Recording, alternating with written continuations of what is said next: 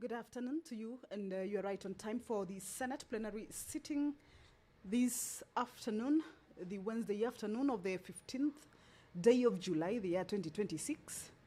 This is the live broadcast of the Senate proceedings streaming from the Senate chambers, Parliament buildings in Nairobi, and it is a broadcast that is brought to you by the Parliamentary Broadcasting Unit in partnership with the Kenya Broadcasting Corporation.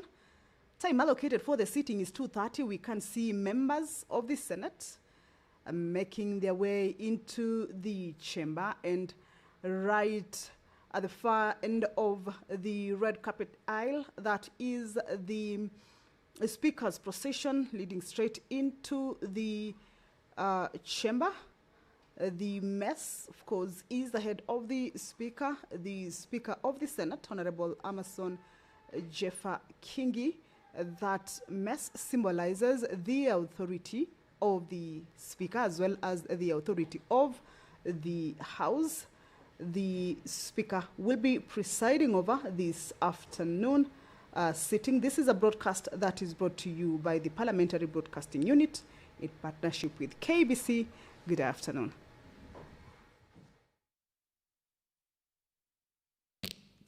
Na tuombe.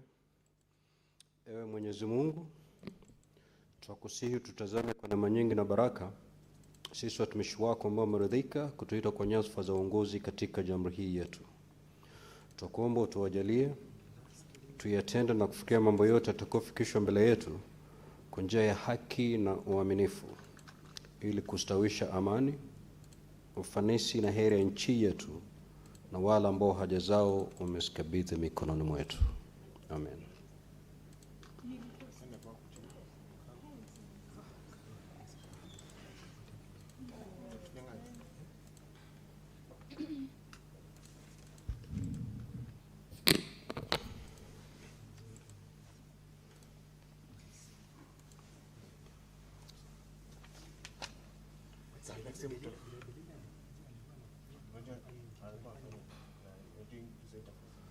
Clerk, do you have quorum? Sergeant at Arms, can you ring the quorum bell for 10 minutes?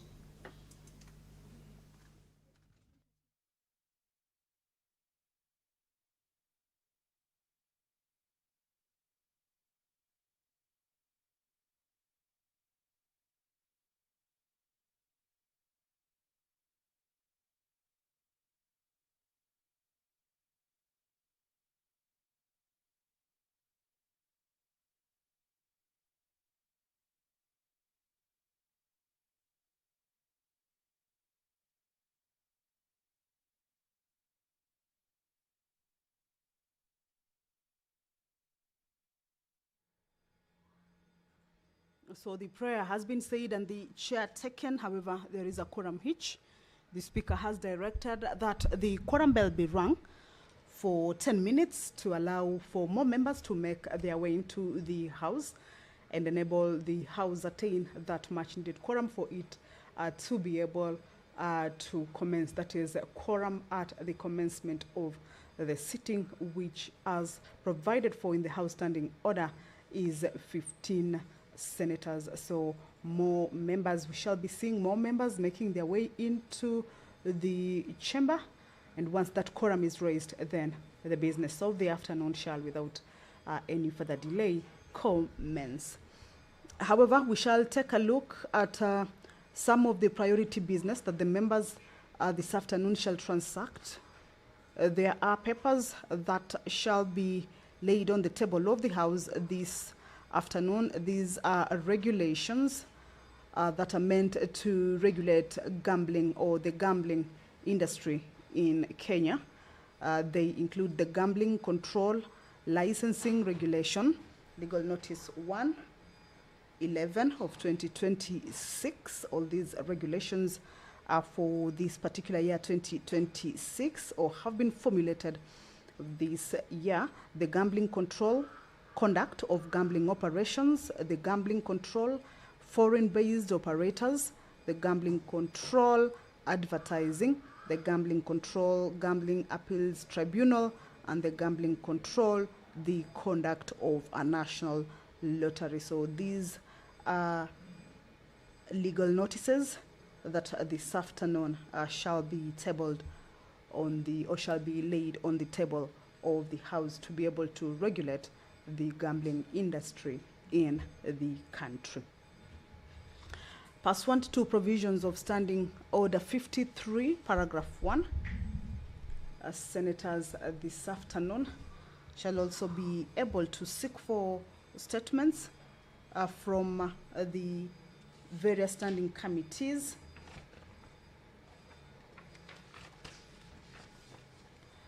to be able to get responses. Remember, these statements may be on matters county, inter-county, national, regional, or even international concern.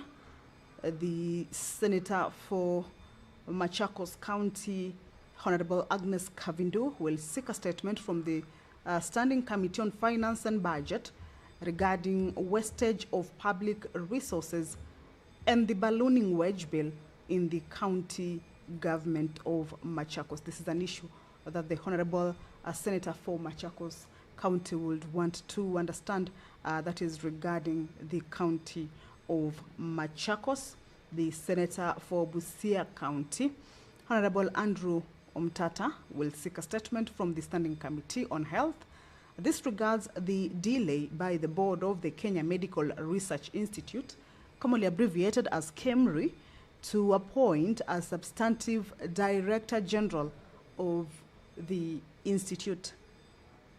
And the Senator for Murang'a County, Honorable Joe Nyutu, also has a statement that he will be seeking from the Standing Committee on Roads, Transportation and Housing regarding the delayed production and issuance of new generation motor vehicle number plates by the National Transport and Safety Authority.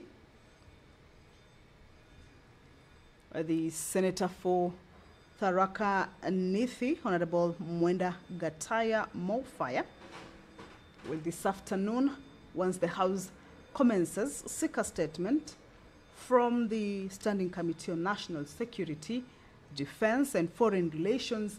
This regards the recurring cattle rustling and livestock theft along the Tharaka-Kitui border. This is a matter that also touches on the counties of Tharaka and Kitui, Tharaka Nithi and Kitui County. The Senator for Tharaka Nithi also will seek a statement from the same Standing Committee, that is the National Security, Defense and Foreign Relations, and he will be looking to understand matters regarding the safety of Kenyan nationals in South Africa following the recent wave of anti-migrant protests in the country.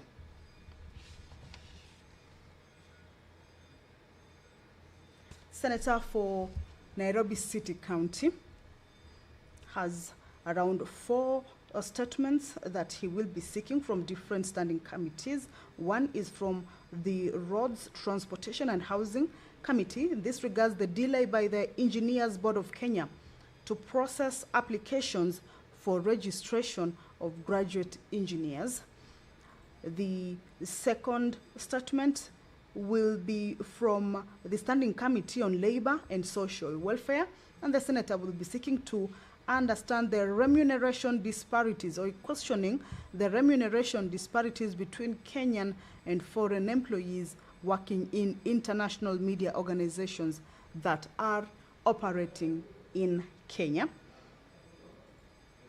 A statement from the same committee, another statement from the same committee, that is the Labor and Social Welfare, from the Senator of Nairobi City County, is regarding the use of Credit Reference Bureau, commonly referred to as CRB, information by employers as a precondition for recruitment. And the fourth statement that the Senator for Nairobi City County will be seeking is from the Standing Committee on Agriculture, Livestock and Fisheries. This regards the persistent delays in disbursing terminal benefits and salary arrears owed to former workers and retirees of Muhoroni and other sugar companies. If you're just joining us, is that the House is about to commence. The prayer has been said and the chair taken.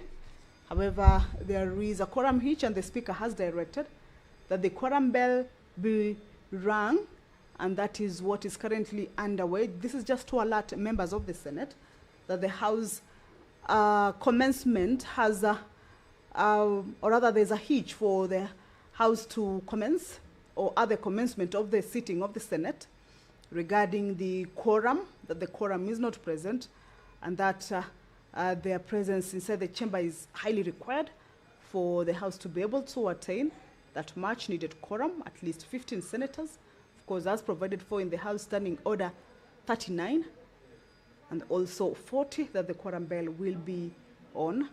And we can see more members also making their way into the chamber. Once that quorum is attained, then the House shall be able to commence. So that is the situation right now. But once the quorum has been attained, then that quorum, that House or the business of the House shall commence. Back to the statements that the members will this afternoon seek.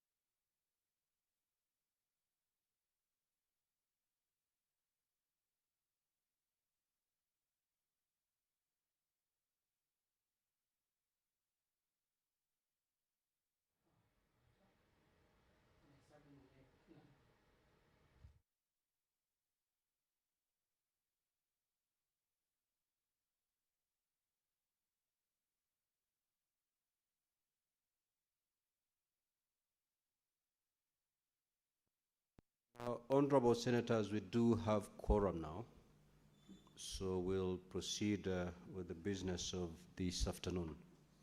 Clerk, you may proceed to call the first order.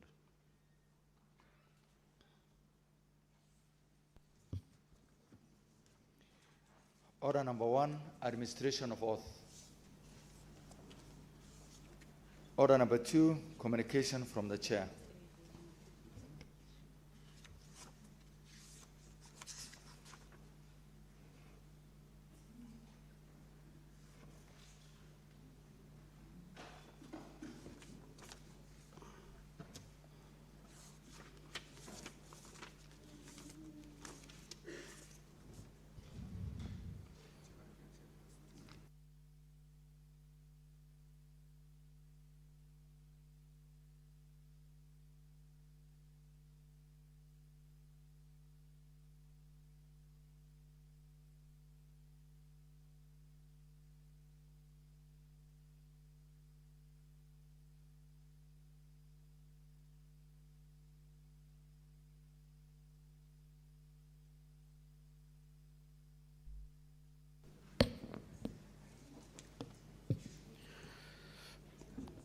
Honorable Senators, as you will recall, during the sitting of the Senate held on Tuesday, 14th of July, 2026, while commenting on the statements, the Senator for Nandi County, the Honorable Senator Samson Chiraike, MP, stated as follows: I would like to thank the President for following up on his word on the 10-point agenda by ensuring that the 10 billion was allocated and provided for.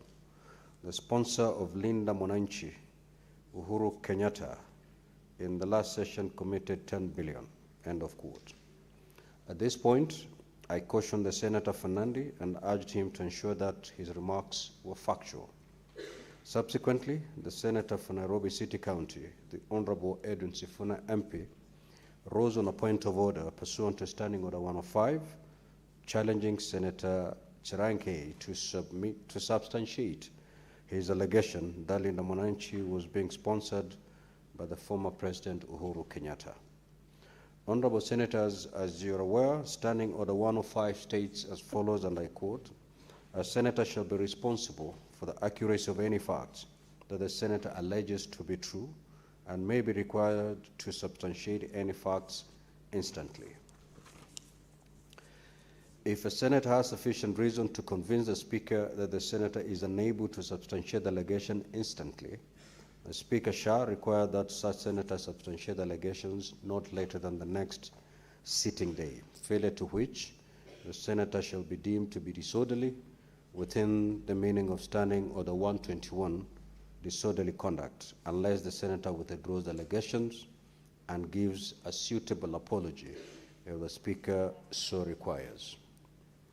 I therefore directed Senator Chirange to substantiate his remarks as required pursuant to Standing Order 105.1. However, Senator Chirange was not able to substantiate his statement instantly and requested for time to do so the next sitting day pursuant to Standing Order 105.2, which is today. Now, accordingly, and pursuant to Standing Order 105.2, I now invite the Honorable Senator Samson Chirange MP to forthwith substantiate his statement, failure to which the senator shall be deemed to be disorderly within the meaning of Standing Order 121. In the absence of such substantiations, the senator will be required to withdraw the statement and apologize to the Senate. Honorable Senator Fernandi, you may proceed to substantiate. Mr. Speaker, thank you. As per your direction and the ruling, you had indicated in the last on the issue of substantiation that I present what I'm going to table to show my substantiation, Chair, to prove that the former president is linked or associated in support to Linda Mwananchi. So, Chair, I will table because it was humongous. I just brought the link because he would have brought it would be a whole lorry, Bandora Papers, Uhuru Kenyatta family secret assets exposed by WikiLeaks, and I provided the link to those assets. Number two, Mr. Speaker, I have also provided a link to full registered political parties to show that Linda Mwananchi is not a political party or registered anywhere.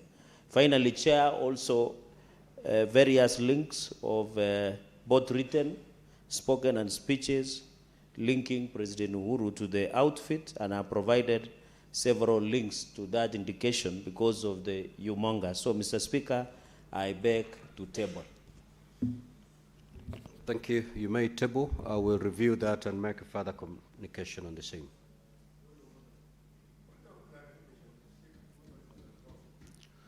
Next order. Order number 3, messages. It is up to the Speaker to review the material that has been tabled and communicate further. During my further communication, you'll have time to seek whatever you want to seek, Senator Bond. You'll have your opportunity.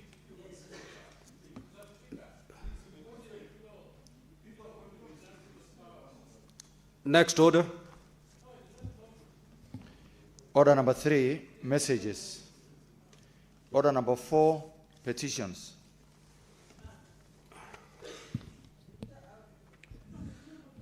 Honorable Senators, pursuant to Standing Order 236, 2B, I hereby report a petition by Mr. Laban Omusundi seeking for limitation of tenure of nominated members of county assemblies to 1 term. As you are aware, under Article 119(1) of the Constitution, and I quote, every person has a right to petition Parliament to consider any matter within its authority, including to enact, amend, or repeal any legislation. The issues raised in this petition are as follows: that Article 56 of the Constitution obligates the state to put in place affirmative action programs designed to ensure that minorities and marginalized groups are provided special opportunities in political representation. That Article 9 of the Constitution established party list nominations as a mechanism to correct historical exclusion and expand representations, not to entrench privilege. The re-nomination of nominated members of county assemblies amounts to a deliberate subversion of the Constitution intended to convert nomination slots into a closed system of political reward and patronage. That the continued recycling of the same individuals through nomination illegally converts public positions into personal property, locks out thousands of deserving Kenyans, including youth, women, and persons with disabilities, defeats the very purpose of affirmative action, and erodes public confidence in democratic institutions. Now, the absence of a statutory term limit for nominated MCAs has created a dangerous legislative vacuum being exploited to capture and privatize constitutional opportunities. That while elective offices such as president, governors, and other positions are subject to term limits to prevent entrenchment of power, there is no limit to the number of times a member can be nominated. Thereby, nominated positions designed for inclusions are becoming lifetime entitlements. That unless this is urgently addressed, nomination slots risk being captured permanently by a small, self-serving political class, thereby transforming a progressive constitutional safeguard into a tool of exclusion and injustice, and that this matter is not pending in any court of law or any constitutional body. Consequently, the petitioners praise that the Senate establishes a legal framework of imposing a strict one-term limit for all nominated members of county assemblies, with no exceptions or transitional loopholes. Honorable Senators, pursuant to Standing Order 238-1, I commit the petition to the Standing Committee on Justice, Legal Affairs and Human Rights. And in terms of Standing Order 238-2A, the committee is required, in not more than 60 calendar days from the time of reading this prayer, which is today, to table the report in the Senate for consideration. Thank you. Next order.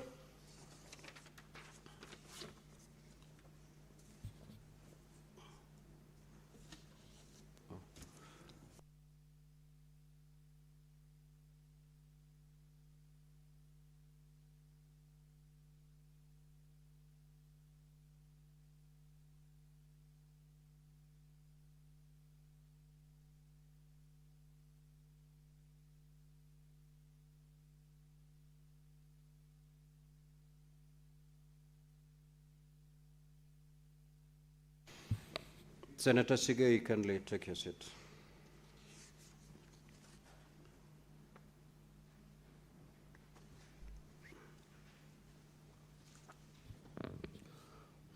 Honorable Senators, pursuant to Standing Order 236-2B, I hereby report a petition by Mr. Mohammed U. Alasso, seeking for the reintroduction of the Elections Amendment Bill. As you're aware, under Article 119(1) of the Constitution, and I quote, every person has a right to petition Parliament to consider any matter which is within its authority, including to enact, amend, or repeal any legislation. Now, the most important issues raised in this petition are as follows. That the petitioner seeks for the reintroduction of the Elections Amendment Bill 2021 to amend the electoral laws to permit candidates contesting elective positions to have their popular or commonly known as nicknames included on ballot papers alongside their official names. That many Kenyan voters, particularly those in the rural and marginalized communities, know candidates by their popular names rather than their official names. That the absence of popular names on ballot papers contributes to voter confusion, candidate misidentification, and rejected ballots. That including popular names would enhance voters' ability to identify the preferred candidates, reduce voter confusion and electoral errors, strengthen electoral transparency and integrity, promote inclusivity, particularly for less literate voters, and increase public confidence in the electoral process. Consequently, the petitioner prays that the Senate reintroduces, considers, and passes the Elections Amendment Bill. Now, Honorable Senators, pursuant to Standing Order 238-1, I hereby commit the petition to the Standing Committee on Justice, Legal Affairs, and Human Rights for consideration. And in terms of Standing Order 238-2A, the committee is required in not more than 60 calendar days from the time of reading this prayer, which is today, to table the report to the Senate for consideration. I thank you. Next order. Order number 5, papers. The Senate Majority Leader.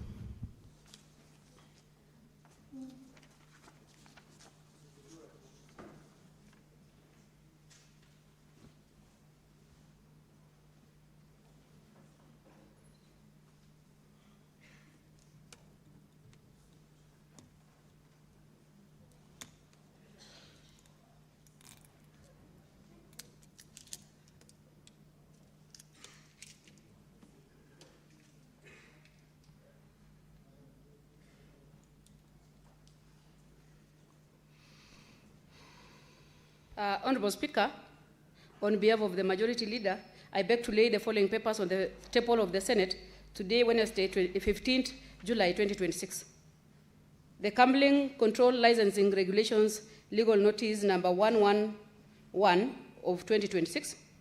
The Gambling Control Conduct of Gambling Operations Regulations Legal Notice number 112 of 2026. The Gambling Control Foreign-Based Operations Regulations Legal Notice number 113 of 2026. The Gambling Control Advertising Regulations Legal Notice number 114 of 2026. The Gambling Control Gambling Appeal Tribunal Regulations Legal Notice number 115 of 2026.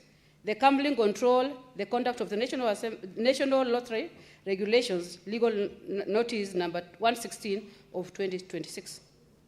Thank you. I beg to lay. Next order.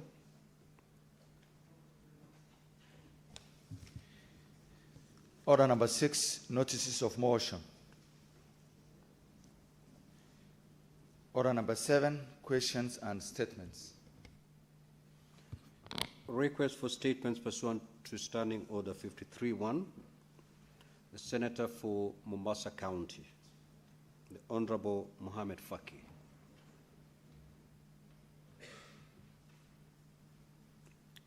That statement is dropped. Senator Faki had 2 statements. Both of them are dropped.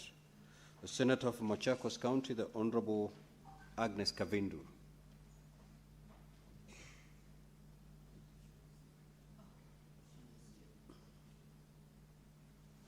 That statement is dropped. The Senator from Busia County, the Honorable Andrew Omtata.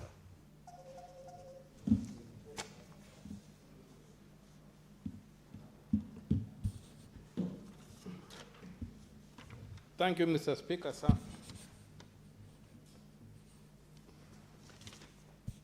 I have a statement. My request for a statement is on the prolonged delay in appointment of a substantive Director General of the Kenya Medical Research Institute, KEMRI. Mr. Speaker, sir, I rise pursuant to Standing Order 53, Clause 1, to seek a statement from the Standing Committee on Health on a matter of national concern regarding the prolonged delay by the Board of the Kenya Medical Research Institute, brackets KEMRI, to appoint a substantive Director General of the Institute. Mr. Speaker, sir, the position of the Director General of KEMRI has remained vacant since 2022, with successive acting appointments made for more than 3 years.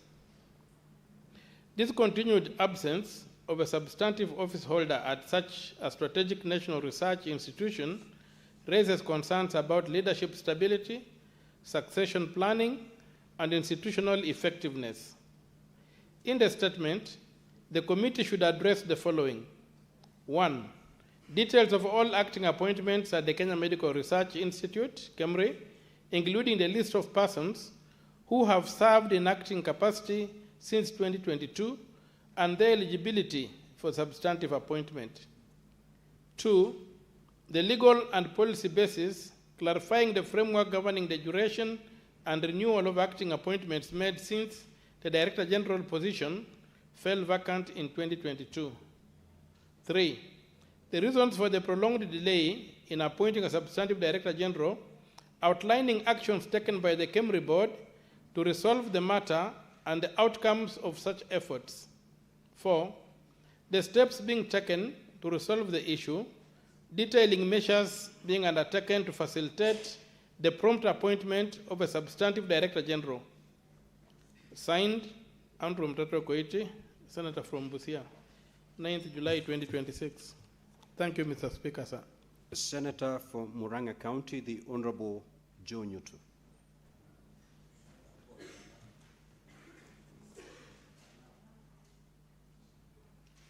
Thank you, Mr. Speaker, for granting me the chance to read the statement by Senator Joe Nyutu on the delayed production and issuance of new generation motor vehicle number plates by the National Transport and Safety Authority.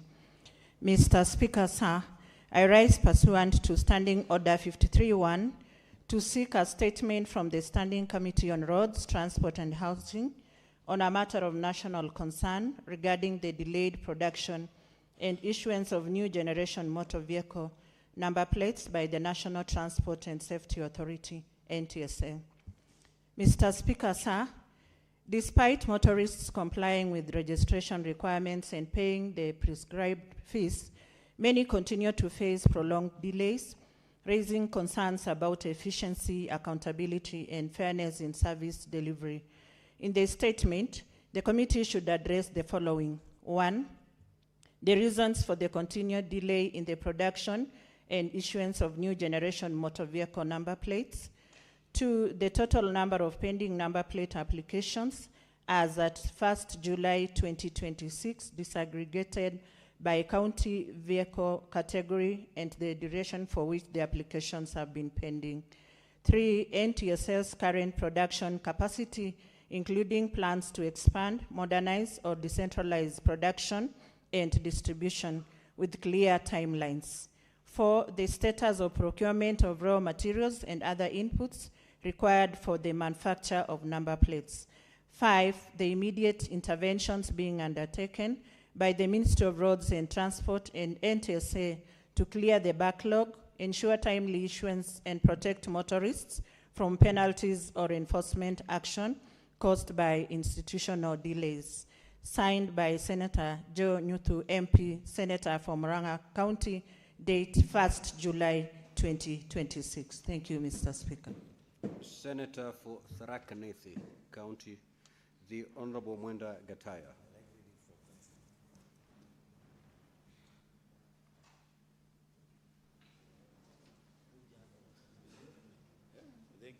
Thank you, Honorable Speaker. Honorable Speaker, I have two statements. I think I'll be around to read both of them. Mr. Speaker, sir, I rise pursuant to Standing Order 53-1 to seek a statement from the Standing Committee on National Security, Defense and Foreign Relations on a matter of international concern regarding the safety of Kenyan nationals in South Africa following the recent wave of anti-migrant violence in the country. In the statement, Honorable Speaker, the committee should address the following. The extent of impact of the recent wave of anti-migrant violence in South Africa, targeting foreigners, including the number of Kenyan nationals affected by the violence, and details of those assisted or evacuated to date under the government's voluntary evacuation program. But, Honorable Speaker, the committee should also look at the support and evacuation measures, outlining assistance provided, the number of distressed Kenyans registered for evacuation, timelines for their return, and arrangement for their safety until evacuation. Number 3, Honorable Speaker, the committee should also look at the long-term protection strategies, detailing government actions to safeguard the Kenyans in South Africa and the diaspora generally, including early warning systems, crisis response protocols and frameworks for timely interventions in similar crises in the future. Thank you, Honorable Speaker. This is Senator Mwenda Gataya, Mofaya CBS Member of Parliament of Tharaka Nithi County. The second statement, Honorable Speaker, it is on a recurring cattle rustling and livestock theft along the Tharaka-Kitui border. Mr. Speaker, sir, I rise pursuant to Standing Order 53.1 to seek a statement from the Standing Committee on National Security, Defense and Foreign Relations on a matter of county-wide concern regarding recurring cattle rustling and livestock theft along the Tharaka-Kitui border. Mr. Speaker, sir, on 30th of April 2026, 115 goats belonging to 3 traders from Gatue location, Tharaka North Sub-County, Tharaka Nithi County, was stolen at Sekulo town in Kitui County. The incident is part of a recurring pattern of livestock theft that continues to threaten lives, livelihoods, and security along Tharaka Nithi and Kitui border. In the statement order of Speaker, the committee should address the following: the status of investigations into the cattle rustling and the livestock theft incident of 30th April 2026 at Sekulo town, including whether any of the stolen goats have been recovered and the measures being taken to pursue and apprehend all suspects involved in the incidents. But, Honorable Speaker, the committee should also look at the security gaps identified along the Tharaka, Nithi, and the Kitui border and the steps being taken to address them. But, the Honorable Speaker, the committee should also look at the reason why cattle rustling and livestock theft persists along the border despite existing security arrangements. The last one, Honorable Speaker, the committee should also look at the long-term measures being implemented to ensure the safety of traders, held unders, and residents in the affected areas, including timelines for deployment of additional security personnel. Thank you, Honorable Speaker.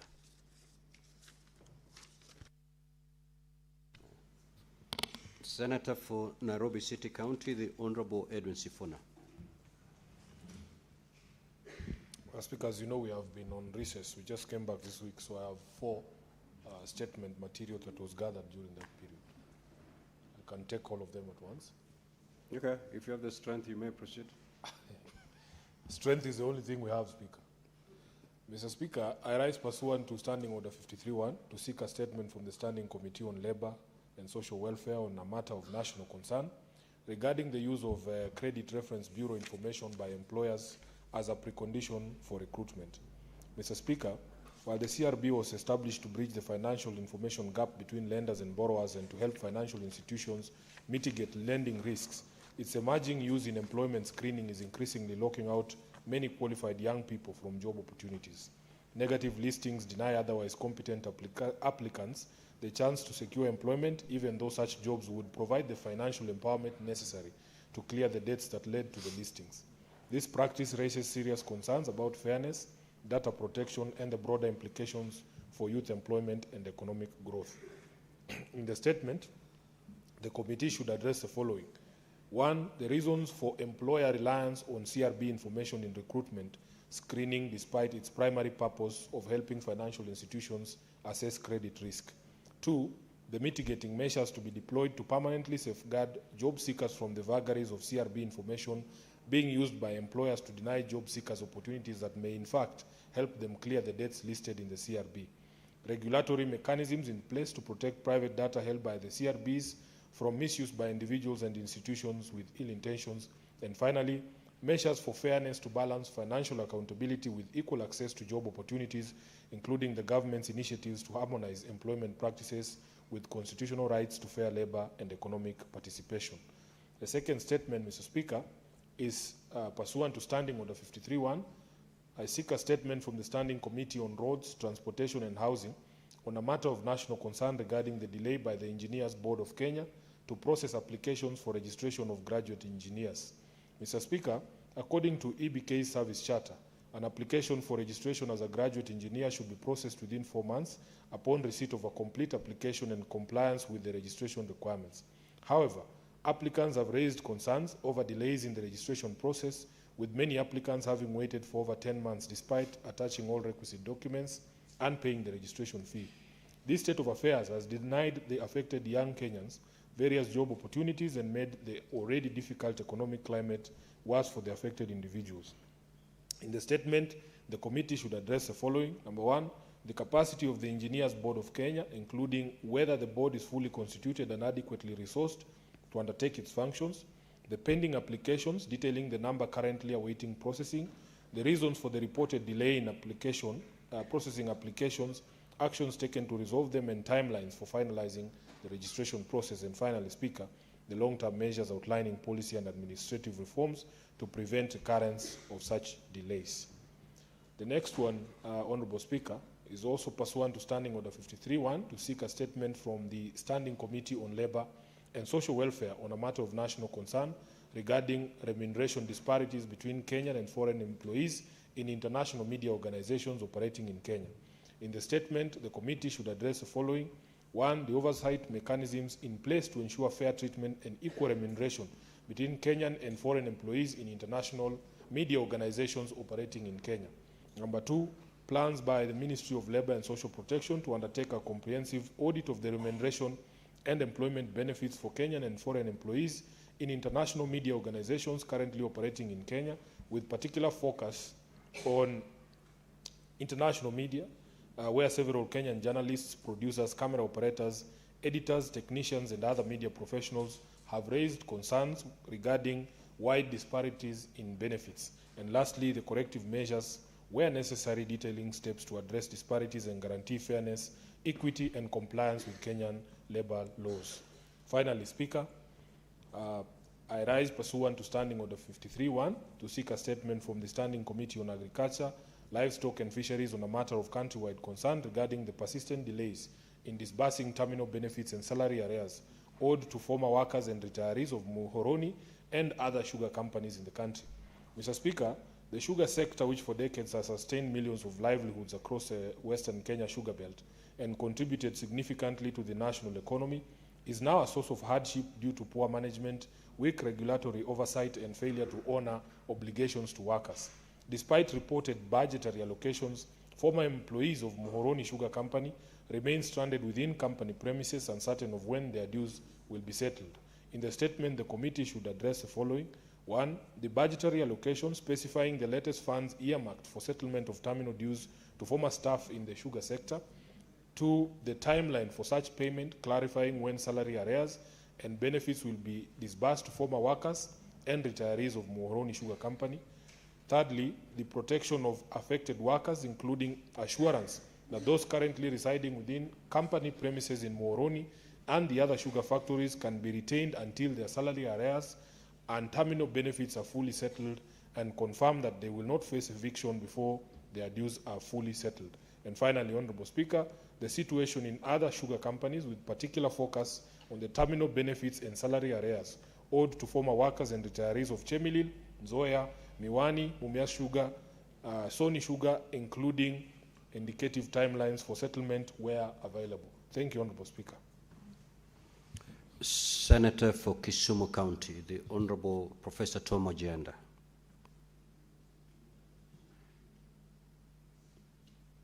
Professor had 3 statements. All those are dropped. Senator Kavindu.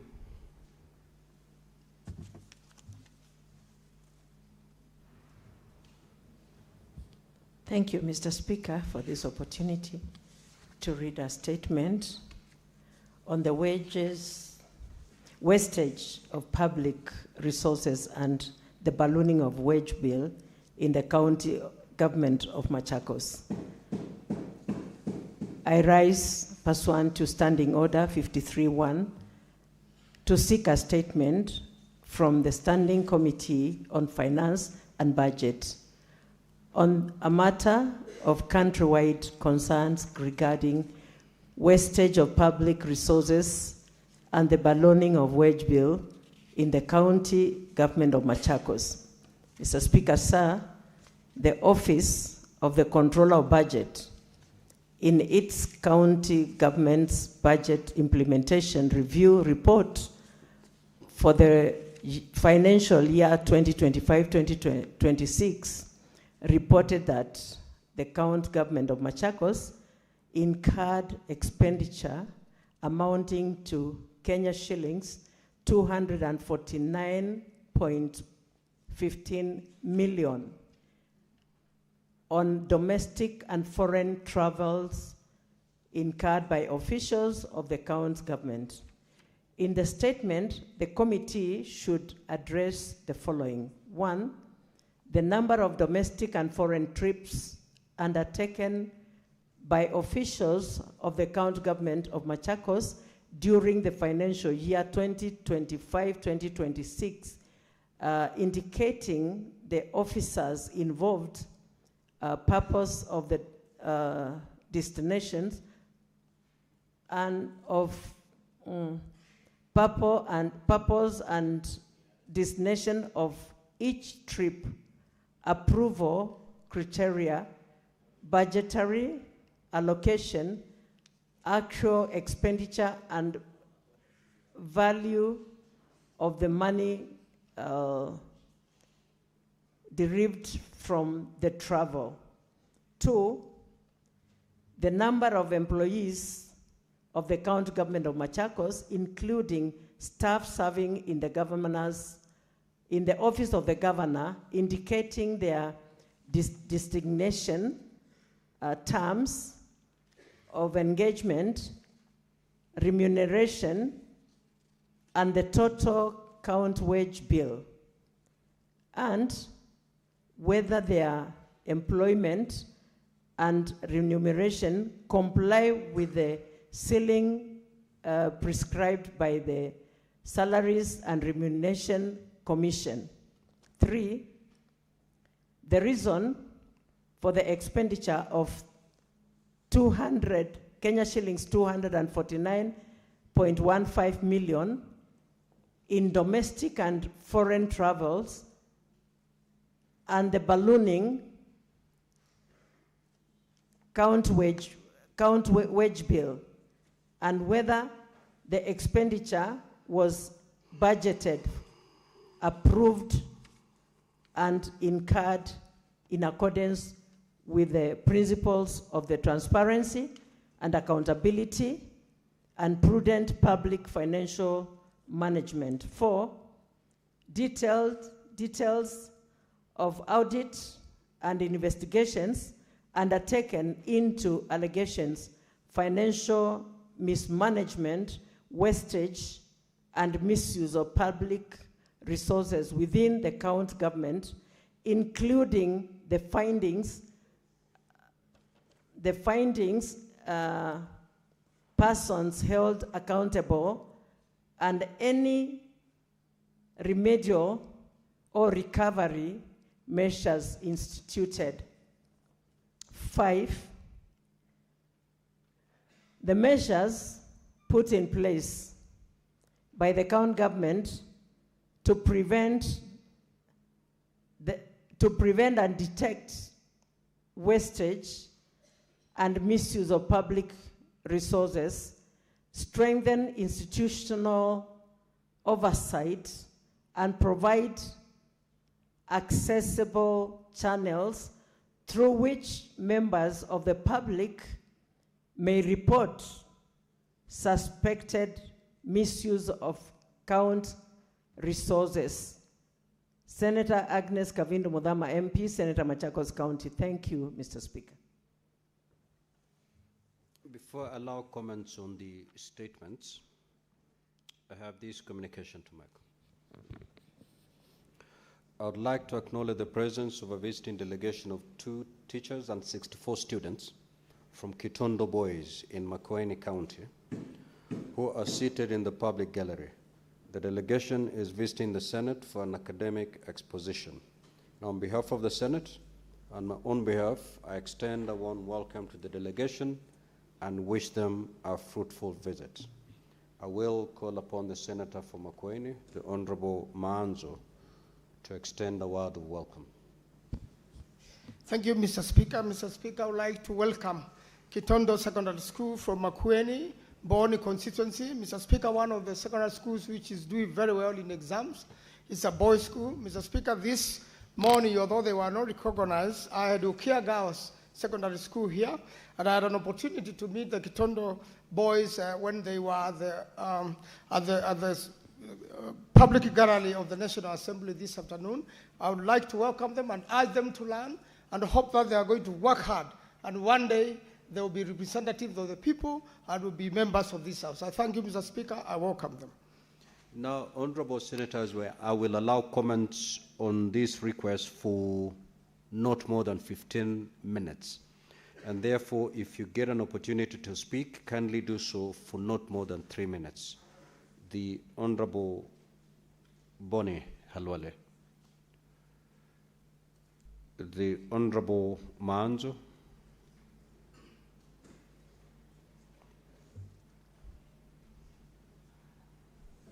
Thank you, Mr. Speaker. Mr. Speaker, I would like to comment on the statement requested by the Honorable Nyotu.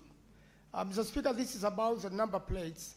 And I'm aware also there have been quite a number of controversial issues relating to NTSA, Mr. Speaker. In our order paper today, number 14, is a report of the delegated legislation which had annulled 3 of their regulations. And while we went on holiday, Mr. Speaker, they thought they will enjoy, the wind, and by a fluxion of time, these regulations will come to force. And lucky for them, Mr. Speaker, we have to vote for them.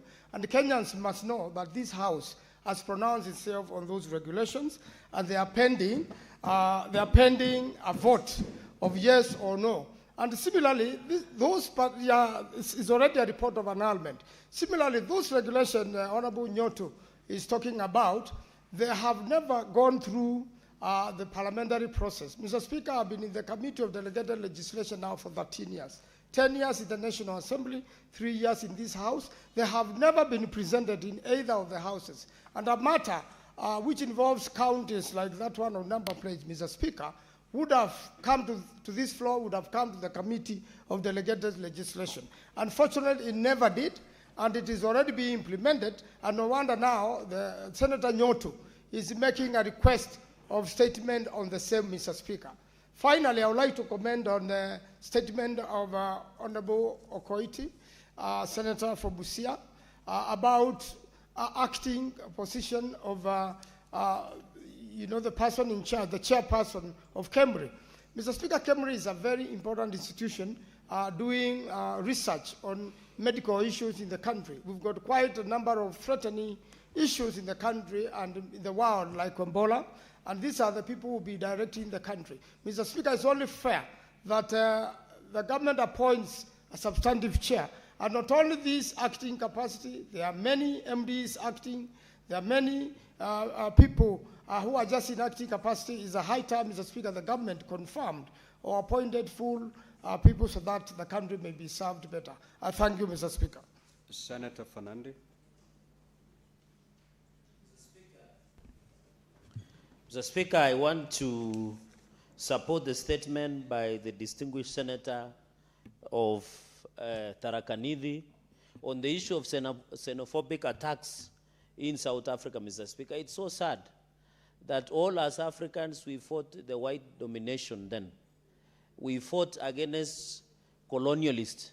But it is tragic that our brothers and sisters in South Africa are forcing out their own brothers and sisters from Africa. Yet we want to promote Pan-Africanism, Mr. Speaker.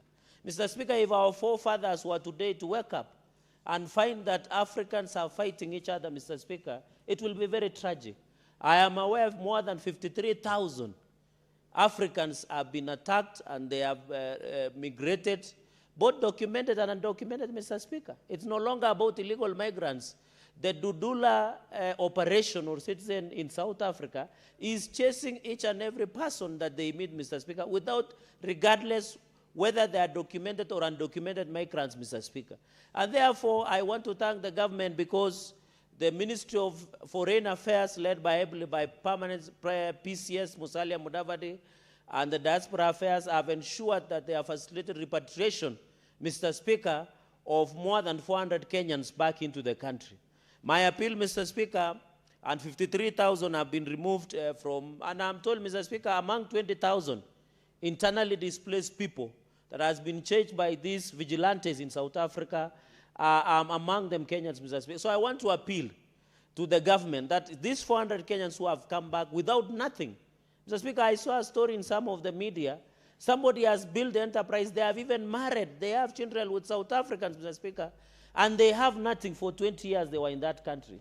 I want to appeal to the government to step in and stabilize them and ensure they give them opportunity, Mr. Speaker, so that they can be able to settle and even assist them by bringing them their wives and their children, Mr. Speaker, because you can imagine you are here and your wife and children are in South Africa, Mr. Speaker. With the current cold of January here in Nairobi, things might go South Africa way, Mr. Speaker. So even as we talk, we want to appeal in conclusion, Mr. Speaker. You know, I want to talk to South Africans. It doesn't make sense that 4% of the population are immigrants. And these South Africans, Mr. Speaker, want to blame everybody and anything for what is happening in their country. Mr. Speaker, I support the statement on the issue of xenophobic attacks in South Africa. Senator Onyonka. Thank you, Mr. Speaker. And on a matter that is a bit private, I would like to say that I appreciate the support my colleagues in this House, especially your office, gave me during my mother's funeral. I say a big thank you to all of you.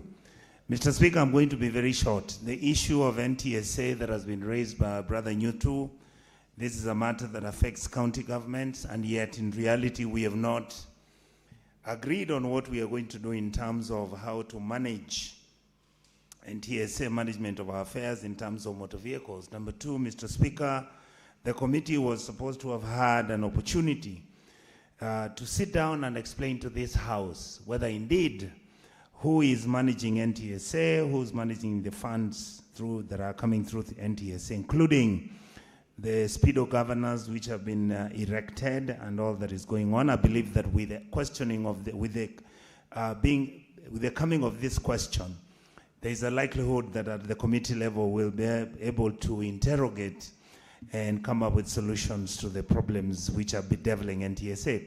Mr. Speaker, the issue that many of us have discussed for a few days now is the issue of the xenophobic ranting and fights which are taking place between our people, African people. I have a slightly different feeling, Mr. Speaker, about this matter. We are here talking about how Kenyans have been chased from South Africa. We are here talking about how Africans don't love each other. We are here talking about how this should never happen in Africa. Mr. Speaker, our legal framework on migration and population migration on the African continent is wanting. The issues which have been raised, Mr. Speaker, as to why South Africans are chasing the other Africans, we are not looking at them. Is it a matter that we are mishandling? Because we think that when South Africans are talking about we don't want these people in our country, do we simplify it and look at it as either a black against black issue, or is it a South African against other African countries issue? Mr. Speaker, I think even in our country, I have listened to very many individuals in private voices and private sounds discussing about how immigrants have moved here. You will quietly listen to Kenyans discussing how the Rwandese and Burundians are now the ones who are fixing our ladies' hair. You will hear how the Rwandese and the Malawians are now and Tanzanians are now in Kenya selling used shoes, mutumba clothes and all that. I think let us begin to prepare ourselves. What is going to happen when Kenyans begin to behave like the South Africans, where Kenyans will start also attacking foreign. 1 minute.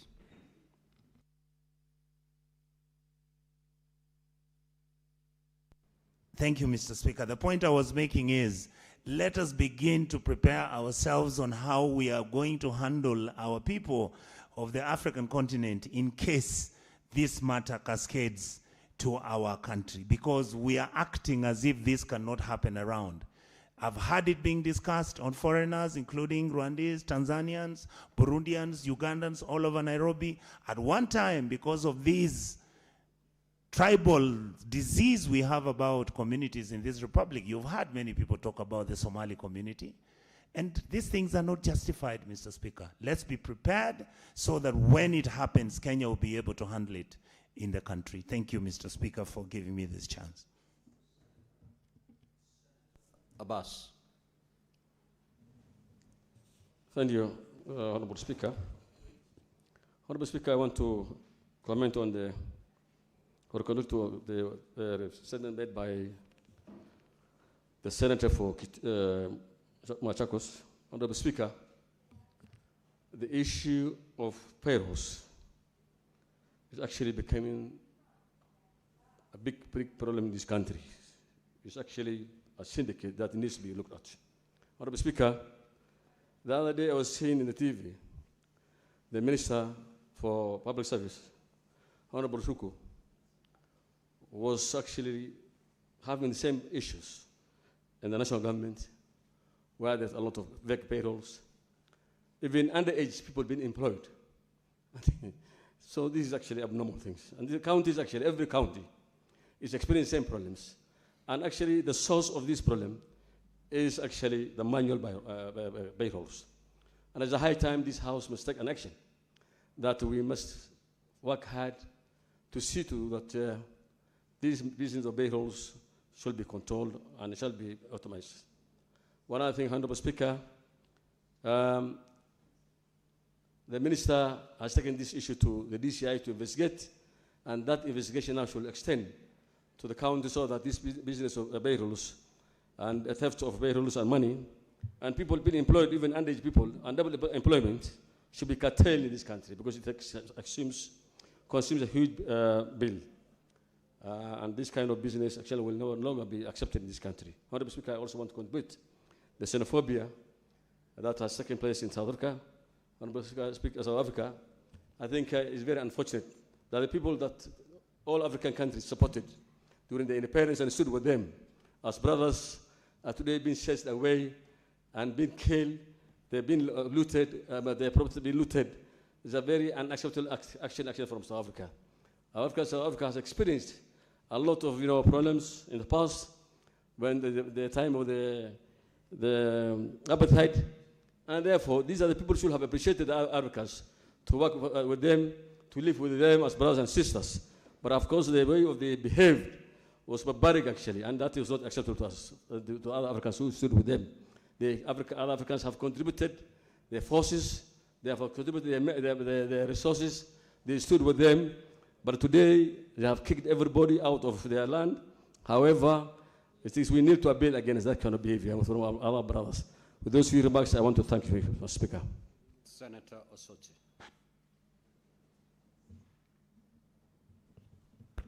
Thank you, Mr. Speaker, for the opportunity to also make my comments on these statements. Let me start by commenting on the statement on xenophobia in South Africa. I think what is coming out clearly, Mr. Speaker, is that these events happening in South Africa are likely to trigger disunity in Africa. But one thing that has come out very clearly is the role of African Union. We have not seen the African Union come out strongly to intervene in the matter of South Africa. And that sends shivers to many about the efficiency of African Union and why we should, as a country, continue financing African Union when it cannot address our problems. Secondly, the statement by Senator Kavindu, who is my neighbor here, on the ballooning wage bill in Machakos County. It is not just Machakos County, every other county has this problem of wage bill. And I think our various committees have tried to address this problem. And it seems that this problem is not disappearing. I think we have to look for other mechanisms of dealing with this problem of wage bill so that our counties become proper economic units and not just employment bureaus where people come, get employment, and there is no tangible development that happens in those counties. Lastly, the statement by Senator Edwin Sifuna, the leader of Linda Mwananchi, on the issue I have to say that because I see the Senator Cherargei is Senator, looking at so me. just stick to your thoughts, please. On the issue of disparities in employment benefits between our local people and foreigners, especially in international media outlets. I want to say this problem is not just in the media sector, but in many other sectors. So when the committee looks at this problem, I think you need to extend to other sectors where we have our Kenyans earning very low salaries and the foreigners are earning more, sometimes even triple what Kenyans are earning. I have gone through this myself, Mr. Speaker, when I was still young. When I had just graduated from university, working as a software engineer, I used to earn money, but my contemporaries were earning 3 times me because they were white people.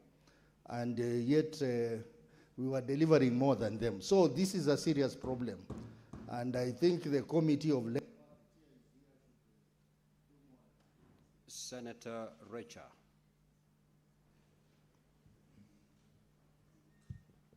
Thank you very much, Mr. Speaker, for giving me the opportunity to also give my comments. I would like to comment on the report read by the Machakos County Senator Kavindu on wastage and also wage bill. Mr. Speaker, my own county, when reported, and a list of counties was reported, my county led the whole of Kenya by wasting 500 million Kenya shillings. And this was just shocking for us because we are struggling in that county in many ways. And so this brought a lot of negativity when this was reported on the papers. And therefore, the concern is that such an amount of money means that those who are responsible and supposed to be accountable are not thinking of themselves as being servants of the people. Instead, they are thinking that this is their own money, and that is why they are wasting. And it is even surprising that if you check on the list of the people who benefit from these trips, for example, are either relatives or close allies of the governor or the administration of a given county. And so it is a bad misuse of public funds. And yet services such as provision of medical services in hospitals in counties are just deplorable and not there. And so when money such amount is wasted, it just sends a lot of negative attitude to the people who are supposed to be benefiting from many other services. Thank you. Senator Kisang. Thank you, Honorable Speaker. Honorable Speaker, I also want to make comments on statements raised by Senator Sifuna on the youth who are looking for employment and employers are asking for clearance from CRB. Honorable Speaker, these are very young people who have just left college and they are looking for any opportunity that comes along the way. And this ask of an CRP clearance is an impediment, Honorable Speaker, because maybe a young fellow has just gone to maybe seek for a small loan, maybe Fuliza in Safaricom or Airtel or Telcom T-Cash, or even Shiloh, Honorable Speaker. I don't know how they are able to access this particular data and list young people on the CRB, Honorable Speaker, because this is against the Data Protection Act that was passed in 2019, Honorable Speaker, because they need consent. These are small loans. The youth need the employment so that they can clear their loans. This is something that we need to relook at, and also look at the Banking Act and the Credit Bureau laws, Honorable Speaker, so that our youth are relieved or assisted so that they are not listed, Honorable Speaker. The last one that I had wanted to comment, Honorable Speaker, also was this one on NTSA. You know, there are many people who are importing vehicles across from Japan, from Dubai, from across Thailand, even South Africa, Honorable Speaker. And sometimes the vehicles lie in Mombasa or at Inland Container Depot for a long time at the CFSs because the number plates have not been released. So NTSA needs to improve its act and ensure when vehicles arrive, they are registered on time and number plates are given. Because without number plates, the vehicles will not be released. And if they are released, the police, the traffic police officers will have an issue because you cannot be driving vehicles on the road without numbers. So this is something the Minister of Transport needs to work on so that number plates are released on timely basis, Honorable Speaker. And then finally, on Senator Kavindu's statement on plotted wage bill, across all our counties, the reports that we receive in CPAC, CPIC, Honorable Speaker, is crazy. Most counties are paying as much as 50% of the budget on wages, Honorable Speaker. So it basically defeats the purpose. Why did we say that we need devolved units? It is because there are some sections of the country that perceived that if they're in the position, there will be no development, Honorable Speaker. But because Senator Korir. Honorable Senators, as you speak, keep an eye on your gadget because the time as you speak is indicated how it's get depreciated so that you can conclude your thoughts within time. Thank you very much, Honorable Speaker. Allow me also to comment on a number of statements that has been raised by the honorable members, and starting with the statement by Senator Nyotu on the issue of the number plates. Honorable Speaker, I just want to say that there are a number of issues that he has raised, but what I want to emphasize is that the committee should be able to check on whether the people who have applied for these number plates have been given a leeway, say that if there is a delay, they should not be getting penalties from the relevant authorities that are involved in terms of making sure that they have these requisite documents, Honorable Speaker. When I come to the statement that has been raised by Senator Kavindu on the issues of the wage bill, this is something that is also affecting the entire counties, Honorable Speaker. I think one of the issues that I think it will sort out again these issues is the issues that the motion that we had in the morning on the issues of IFMIS, where the honorable senators can assess the IFMIS number of every county so that at least at the end of the day, they should be able to check on a number of development and these wage bills that are affecting a number of counties to an extent that we have a very huge burning mill, Honorable Speaker. And the issue that has also been raised by Honorable Sifuna on the issue of the CRB, I want to say that this is an issue that is affecting a number of youths, and unless they are employed, that is when they can be able to be out of that list. And I want to say that I think it is a critical statement that we need to relook at it as a government so that at least we can be able to address this and be able to allow our youth to be able to access job opportunities to be able to clear the said loans, Honorable Speaker. And finally, Honorable Speaker, on the issue of xenophobia from South Africa. A peaceful country is a healthy nation, Honorable Speaker. And I want to say that one of the parliaments that I normally follow is the South African Parliament. Despite the fact that they've been having a lot of debate and a lot of challenges within the Parliament, Honorable Speaker, I would want to urge them that they speak more of peace and love and unity in that country so that at the end of the day, we can be one as an African nation. Thank you. Senator Mungatana. Thank you, Mr. Speaker. I just wanted to make a brief comment on the issue of xenophobia. Mr. Speaker, together with Professor Kamar, we represent this Senate as part of the delegation in the Pan-African Parliament. And in our wall, the question of xenophobic attacks has really generated debate all the way from Morocco to South Africa, West Africa to East Africa. We have been debating this matter online, and next week, Mr. Speaker, we shall be in Johannesburg, Midrand, when the Pan-African Parliament will be in session. And Mr. Speaker, my thoughts are that we must make it painful for South Africa to allow vigilante to mistreat other African countries. We must make it painful, Mr. Speaker.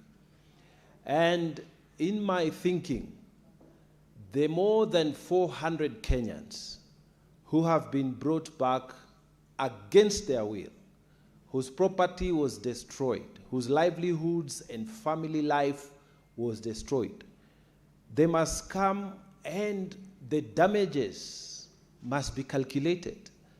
If this man was making this amount of money in South Africa, they must be able to tabulate those damages, Mr. Speaker. And the government of Kenya should take the responsibility to find funds to restart the lives of these people in the Republic of Kenya. But having borne the bill on behalf of the people of Kenya, they should demand that the South African government settles this matter. Mr. Speaker, reparations should not just be about slave trade, should not just be about how people suffered in war. Reparations, Mr. Speaker, should also cover a country that doesn't manage its vigilante. And Mr. Speaker, this debate and this proposal is going to be on the table, and I hope even our committee will consider it when they finally look at this matter before them. I thank you, Mr. Speaker. Next order. Before clerk, you call the next order, allow me to make this communication. I would like to acknowledge the presence of visiting delegation of 4 teachers and 109 students from Kiangondu Secondary School in Makueni County, who are seated in the public gallery. The delegation is visiting the Senate for an academic exposition. On behalf of the Senate, and my own behalf, I extend a warm welcome to the delegation and wish them a fruitful visit. I will call upon the Senator from Makueni to extend a word of welcome. Thank you, Mr. Speaker. Mr. Speaker, I would like to welcome this school. This is the 3rd school to visit Parliament today, and just like the other schools, Ukia and Kitondo, I want to welcome Changondu Secondary School and urge the 101 students and their teachers to take opportunity to learn as much as possible from their visit, and want to encourage the students that in the final examination there is usually quite a number of questions on Parliament, the role of Parliament, what Parliament does, and I'm sure with the learning they're going through and what they've been briefed by the clerk system, and what I did this morning to the schools which I met at the National Assembly, Mr. Speaker, I want to welcome them and urge them to pick something and wish them well in their exams and success in life, and that one day they should feel encouraged also to be elected and to serve the people of Kenya. I thank you, Mr. Speaker. Next order.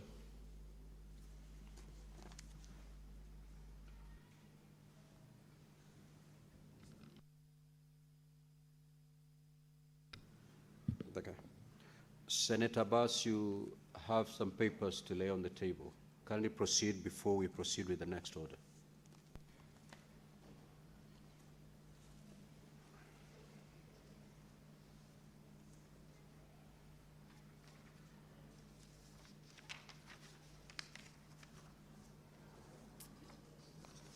Thank you, Honorable Speaker.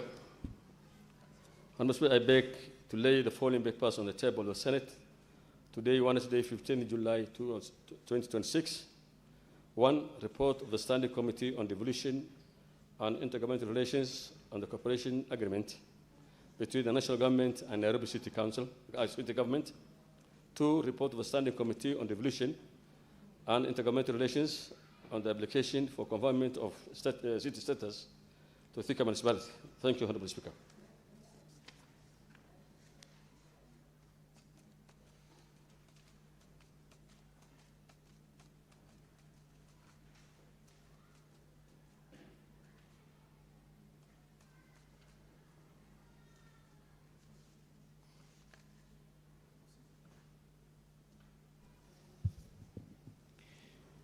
Order number 8, the Quality Healthcare and Patient Safety Bill, National Assembly Bills number 41 of 2025. First reading. A bill for an act of parliament to give effect to Article 43(1)(a) of the Constitution to provide for the responsibility of the national and county governments in the realization of quality healthcare for patients, to provide for the establishment, powers and functions of the Quality Healthcare and Patient Safety Authority, registration, licensing, and accreditation of health facilities, to provide for the setting of standards for quality health care and for connected purposes.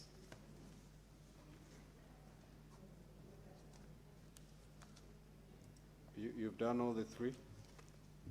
You've done all the two? Okay, next order.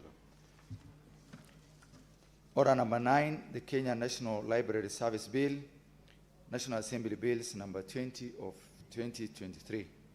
First reading.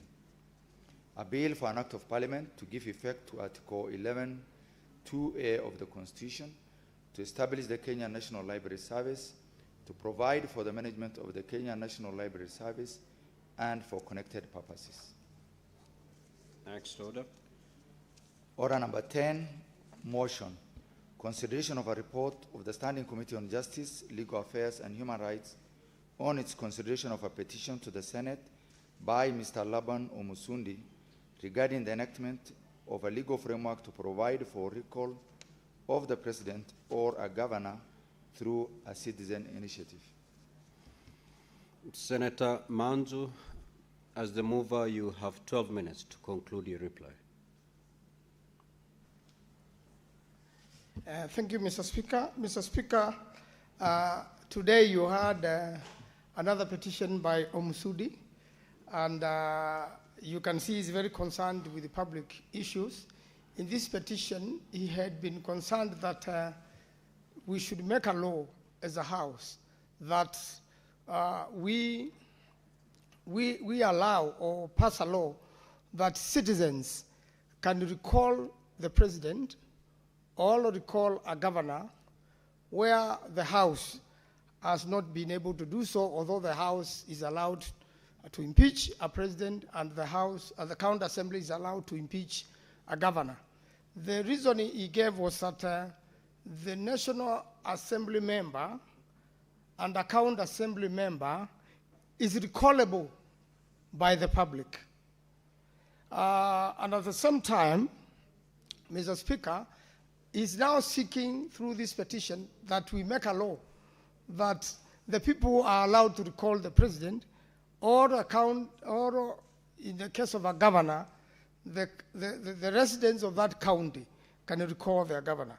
Mr. Speaker, we went through this petition. We consulted the Attorney General. There was an input from the Attorney General. There are case laws which has discussed this issue and found that it cannot be performed the way the petitioner, Mr. Omusundi, wants it done. And Mr. Speaker, we also consulted the Law Reform Commission. We also consulted CAF, the County Assembly's Forum, and any other Kenyan who was interested in this matter. We did our level best, Mr. Speaker, to bring a report to this House, and we found out the way it had been framed and the way it has been requested, unless there's a referendum, Mr. Speaker, we are not able to pass a law like that, because it's a way of amending the Constitution through the back door. And the Constitution itself provides methods on which it can be amended and on what issues it can be amended. And therefore, on this particular one, his petition was rejected by the committee, and that's why we have reported to the Senate, and that in the event he still wants to pursue the same, Mr. Speaker, sir, the way we want to pursue the same, it cannot be done in that particular manner, but it can go to referendum. And therefore, it should introduce a popular initiative to be able to achieve this particular way and method of making an effort, Mr. Speaker, to have this sort of request made. And therefore, the House, in the Constitution, and in accordance with the court judgments which have been delivered and opinions, this House cannot be able to initiate a law of that nature. It will be unconstitutional to a large extent, and therefore, that opportunity is not completely blocked out. But, Mr. Speaker, we found out that he reasoned that there are frustrations which made him come to that conclusion, that he had a feeling, and together with many Kenyans, that when members of the House were not dealing with that matter of accountability in terms of the presidency and in terms of the governors, the way they felt, Mr. Speaker, we should do. He felt that there was a frustration growing in the country, and he felt that that's the thinking, that there must be two ways, that either you impeach through the House or people have a direct way of impeachment, Mr. Speaker. And therefore, this particular issue, Mr. Speaker, could not be handled the way it had been requested. Every Kenyan, Mr. Speaker, as you've put it today, is allowed by law to come before the House, present any issue, petition in any matter, even under Article 7 of the Constitution. And this House helps in resolve that matter. Mr. Speaker, that is exactly what we have done. And we are encouraging Mr. Msudi and any other Kenyan who has these ideas and who have that feeling that their two houses could not be doing enough, that still they have an opportunity to bring amendments to the Constitution through a referendum, and the same could be agreed. But as the way the Constitution is framed currently, Mr. Speaker, this could not happen. Mr. Speaker, I am grateful and I thank you for giving the opportunity. I reply.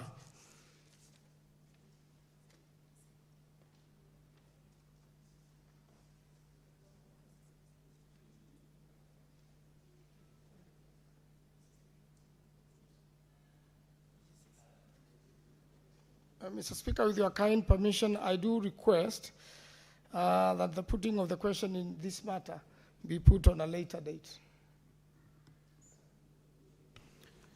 Indeed, the putting of this question is deferred to a later date. Now, honorable senators, allow me, pursuant to Standing Order 45-2, to rearrange today's order paper, and we move to order number 23. Clerk, you may proceed to call that order. Order number 23, the Kenya Roads Amendment number 3 Bill, National Assembly Bills number 34 of 2025. Second reading, resumption of debate. Now, honorable senators, the floor is open to debate.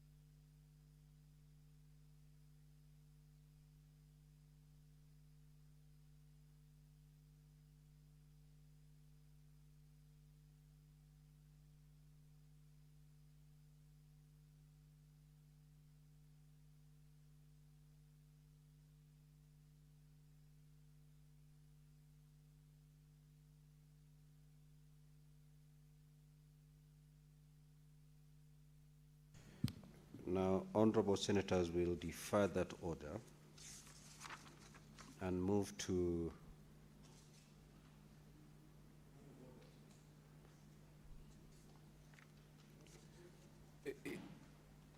Senator Sifuna. You know you cannot raise on a point of order unless you're seeking a different thing altogether. What's your intervention? Chair, I was prepared to contribute to order number 23.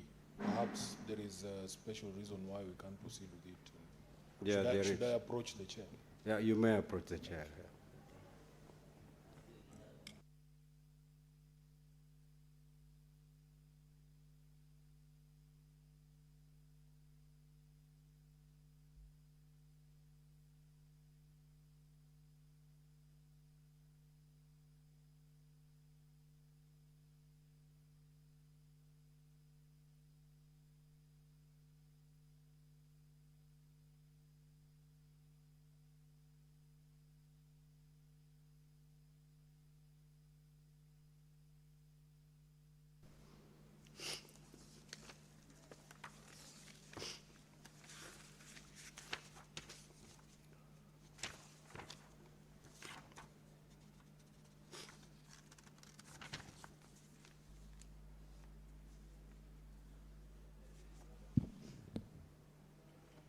Honorable Senators, I'll proceed to propose the question that is on order number 23,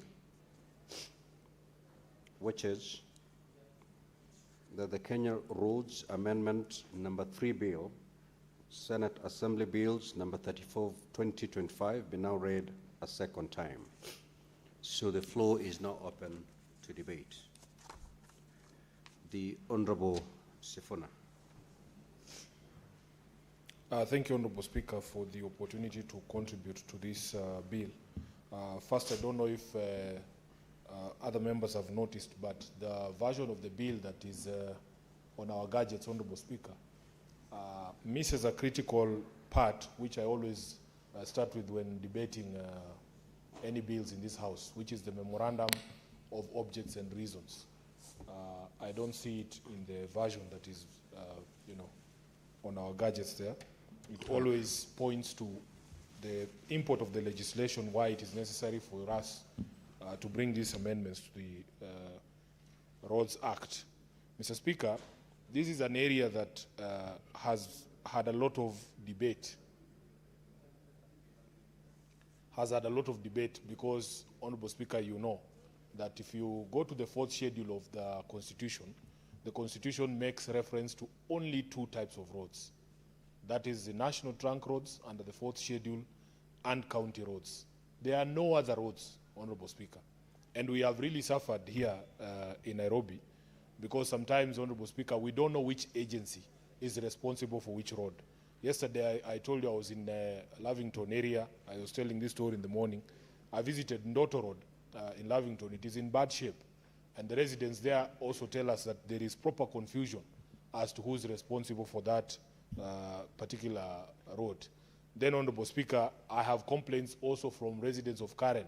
Some roads there, when you ask who's responsible for the upkeep of that road, Kera tell you, or the national government says it's supposed to be county government say that is a national road. So there are positives that I can see in this particular bill, but I want to start with the problems, Honorable Speaker. Because you can see that as from the 4th schedule, as I've said, there are only 2 levels of roads. And my expectation with this bill was that it was going to bring more clarity. But I can assure you, I am more confused as to the types and levels of roads now after reading this bill than I was before. Because, Honorable Speaker, I think they have created a vast number of new roads and stuck most of them under the national government. If you go to the bill itself, it has a schedule there, the first schedule, and you will see they have created something they are calling national roads, then they have created urban roads, then there's A3 rural roads, then there's something they are calling security roads, then there's something they are calling last mile city roads. And Speaker, if you read the descriptions there, I am sure I'm not the only one in this house. I think you have to be an engineer to actually understand the language that is employed in the first schedule to know which road is which one. So, Speaker, when you go to that first schedule, you have all this new terminology that is being used. And when you read the description, for instance, Speaker, if I can just pick one, there is something called rural roads, secondary, national trunk roads. Then it says roads linking major designated towns and forming a continuous network with Class A and Class B roads. Special purpose roads, roads providing direct access to places of specific national, social, or economic importance, including industrial and commercial areas and government institutions such as schools, hospitals, prisons, government housing. Security roads, roads strategic to national security as identified by the ministry responsible for internal security and communicated to the minister from time to time. Now, if you just consider the architecture of our country, even just this city, you will find that most of these institutions that are being referenced here will fall along the same road, you know? So the confusion here, Honorable Speaker, is going to be quite palpable. Part B of that classification is what they are calling county roads. So the county roads are Class D, E, and I think DU and EU, yeah? So, Speaker, in my view, they have actually made it worse in terms of our understanding of which road is a national trunk road and which one is a county road. I don't think that the descriptions that are being used here are actually constitutional in my view, because the Constitution has already specified that the national government is only responsible for national trunk roads. And everybody knows what a national trunk road is. A national trunk road is the level of, for instance, the A104, the famous A104 that links Nairobi to the western part. And I think the one from Nairobi to Mombasa, that's a national trunk road. We don't expect that counties will do such work. But if you see that description that is there in the schedule, Honorable Speaker, I think we are going to have challenges going forward.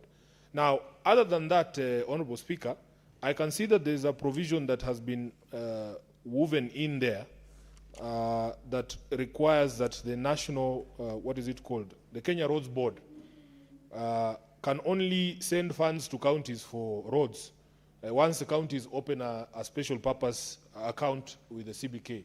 We will have issues here as the Senate because we don't want our counties to be micromanaged. Allow counties to be able to manage functions that have been given to them without the micromanagement from the national government. Now, a few positives, Honorable Speaker. Under Clause 47(3)(b), you will see that they are providing for something that we as a country have struggled with for a very long time, that all parts of the country must have reasonable access to a national trunk road or a county road. This is the equity that we've been looking for, especially under the Equalization Fund, that there are counties that are so far away from national trunk roads that it is impossible to access some of those counties. We want development to be equitable in this country because every one of us pays taxes and we deserve those roads in our areas. Under 47A, they have provided for the functions of the county governments, where it says each county shall maintain, rehabilitate, develop, and develop county roads. The only problem I have is my earlier submission, Honorable Speaker, that they have actually narrowed the definition of the roads that should fall under county governments, and I believe it is an affront on devolution that we should resist. Then the management of road reserves and access to roadside development. Speaker, I have a background in outdoor advertising. My first meaningful job was as a legal affairs manager of a company that does billboards. And Honorable Speaker, I get into a lot of problems with those people who shout, "Kazi ni kazi," because my experience is that kazi si kazi. There is kazi that can actually change your life, transform your entire village. And that is the first job that I'm referring to that was meaningful. Honorable Speaker, we used to have a lot of fights with the Kenya Urban Roads Authority and even Kura, not Kura, Kera and the others, and Kenha, because we were of the view that advertising and control of advertising, under the fourth schedule of the Constitution, again, Honorable Speaker, is a county function. And our argument was that national government institutions should have no role to play in licensing of roadside or road reserve developments, what they call road furniture. But to our dismay, those national government entities were very rabid in terms of saying, no, the road reserves belong to us. So I am happy, although they have reduced the definition, again, of the roads that fall under counties, that it is clear that management of road reserves, access, and to roadside developments under 47A has been made clear that it is a functional responsibility of the county governments. And then under 47AC, management of traffic on county roads has been specifically isolated as a county function, Honorable Speaker, so that we have we should have the capacity as the Nairobi County government, for instance, to manage traffic on our roads without interference from the national police. Honorable Speaker, under 47B, it is something that also I support on signage on our roads, that every road should have signage showing the classification of the road and which government level is responsible for its maintenance, rehabilitation, and development. This will solve that problem that I referenced, Honorable Speaker, that there are roads like Ndoto Road in Lavington, where there is a tag as to who is responsible for maintenance and rehabilitation of that road. It's in the Speaker poll state. And then my favorite, Honorable Speaker, under 47B, which I'm sure some of my friends in the county assemblies will not like, and the governors, that no person will be allowed to put signage on our roads with their name or image. Because you have seen, and I'm sure members who drive around Nairobi and even in the other counties, you will see that every road, whenever there is maintenance of the road or it's being upgraded, you will see the face of the governor there, and then the face of the MCA there, saying they are the ones responsible for the good state of the road. We have, yes, now this is a specific amendment that is in the roads amendment bill. Speaker, we have had this conversation many, many times. We want Kenyans to understand that we as taxpayers deserve these things. They are not favors. They are not favors, and any person can build a road. I hear people pontificating, saying, oh, I am the one who's building the road from here to there, so you should elect me or re-elect me or give me a second term. We are saying any person with authority or in authority and collecting our taxes has the ability to build roads. A dictator will build roads. A Democrat will build roads. If you go to this, some of these countries that have dictatorships, they have built fantastic roads, Honorable Speaker. So that is not an argument for re-election. Any person can build you a stadium. It is not a favor. Moi built us 2 fantastic stadia that we use up to today.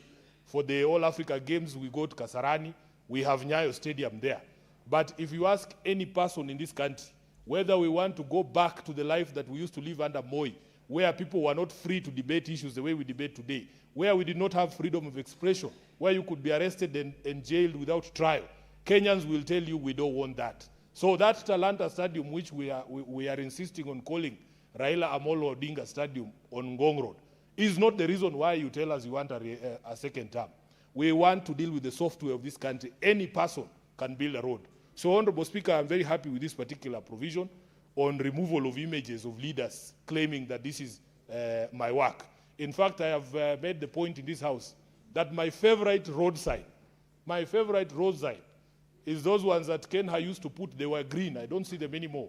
That said, your money, the road maintenance levy funds have been used to improve the situation of this road or the state of this road. Those are the only signages we want to see. We want to see a sign on Raila Amolo Odinga Stadium on Ngong Road that it is your money, not William Ruto, that has built this stadium. It is our money. And nobody should try and tell us any other stories there.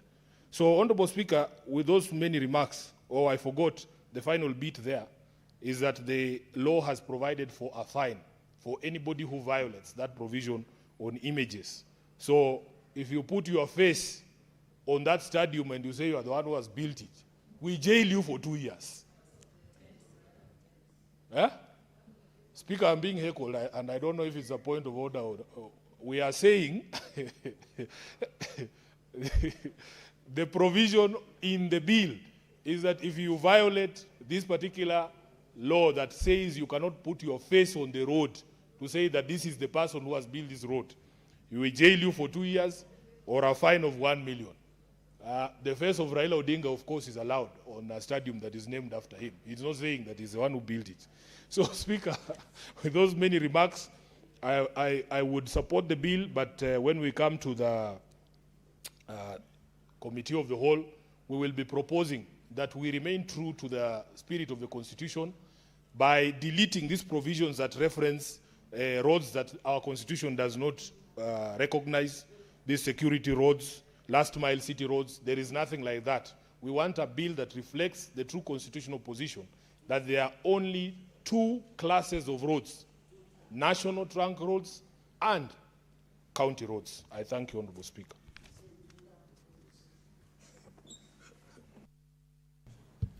Thank you, Senator Sifuna.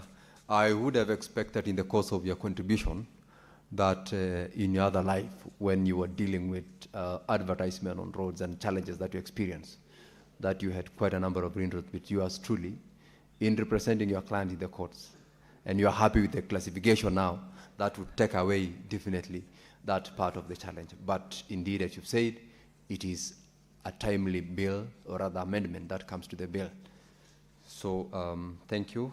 Before I allow the next senator to contribute, I have communication further to make. This is with regards to visiting delegation of teachers and students from Kambui Girls School in Kiambu County. Honorable Senators, I would like to acknowledge the presence of a visiting delegation of 8 teachers and 182 students from Kambui in Kiambu County who were seated in the public gallery. The delegation is visiting the Senate for an academic exposition. On behalf of the Senate and on my own behalf, I extend a warm welcome to the delegation and wish them a fruitful visit. I thank you. And now that we don't have the Senator for Kiambu in the House, I will ask Senator Cherargei, as you contribute to this bill. Welcome. Mr. Speaker, thank you for this Proceed, opportunity. Senator Cherargei. And it's good, you should remind Senator Sifuna that in Nandi County, you've got a city as well. So you are not entirely a rural senator. Thank you, Mr. Speaker, for putting matters on record. Senator Sifuna, in as much as he refers us to rural senators, Mr. Speaker, he should know that we have Eldoret City County, or city, next to my neighboring county of Nandi, Mr. Speaker. So all of us belong to the rural, because I've seen even him, he wants to go and launch his political career in Bungoma. Mr. Speaker, I want to extend a warm welcome from the lovely students from Kiambu. On behalf of your Senator Karungo Wadhangwa, feel most welcome. We hope you learn as much as possible. The distinguished Senator of Nandi County, Cherargei Kiprotich, I'm a ranking member of this House, and feel most welcome on behalf of the Speaker and this House. I know your Senator is busy with other duties, but we hope somewhere in Olkalao, he's an agent of Olkalao polling by-election, but we hope I will talk to him to M-Pesa me so that I can be able to sort you out. But since his friend Senator Sifuna will be there, I'll just send Senator Sifuna to meet you outside and ensure you have something as you go back home. And he might whisper 1 or 2 things because he was in Thika the other day. Mr. Speaker, as I contribute to this bill, Mr. Speaker, from where I come from, the issue of roads, and I'm happy our students who are here also need roads to go to school. It is very important that you know that this House provides for legislation, oversight, representation, budget-making process, Mr. Speaker. So we are discussing the bill on Kenya Roads Bill 2025. I know in Kiambu, where you come from, you also have a bit of challenges with roads, and the government is doing a lot. I know Kiambu County, being a metropolis of Nairobi City County, Mr. Speaker, these young students were aware that they need roads for easy service, and I know in most of their subjects learn the importance of having roads, Mr. Speaker. And our road, Mr. Speaker, if you read from third to first world, Mr. Speaker, by some of the Asian tigers. One of the transformation, and which the president is doing at the moment, Mr. Speaker, is transforming this country on the road to Singapore, Mr. Speaker. Mr. Speaker, let me start from, for us, you know, the people of Kiambu and the students are here from Kiambu, at least they were lucky they got Thika Superhighway, and they now have Mau Mau roads, which makes them easy. And we are going to do an expressway from Thika to ease the condition that we see in Thika city or Thika town into the city. Mr. Speaker, we are very grateful to the president, Mr. Speaker, and the children, our lovely sons and daughters up there, should be aware, some of us who come from the so-called rural counties, when we are going to Christmas, sometimes we have to sleep on the roads. Because Nairobi, Nakuru, Bungoma, Nairobi, Kericho, Kisumu, Busia. The road was, there could be a gridlock. We could not go home to celebrate Christmas with our families, to take gifts, Mr. Speaker, to celebrate the birth of Jesus Christ, Mr. Speaker, for some of us.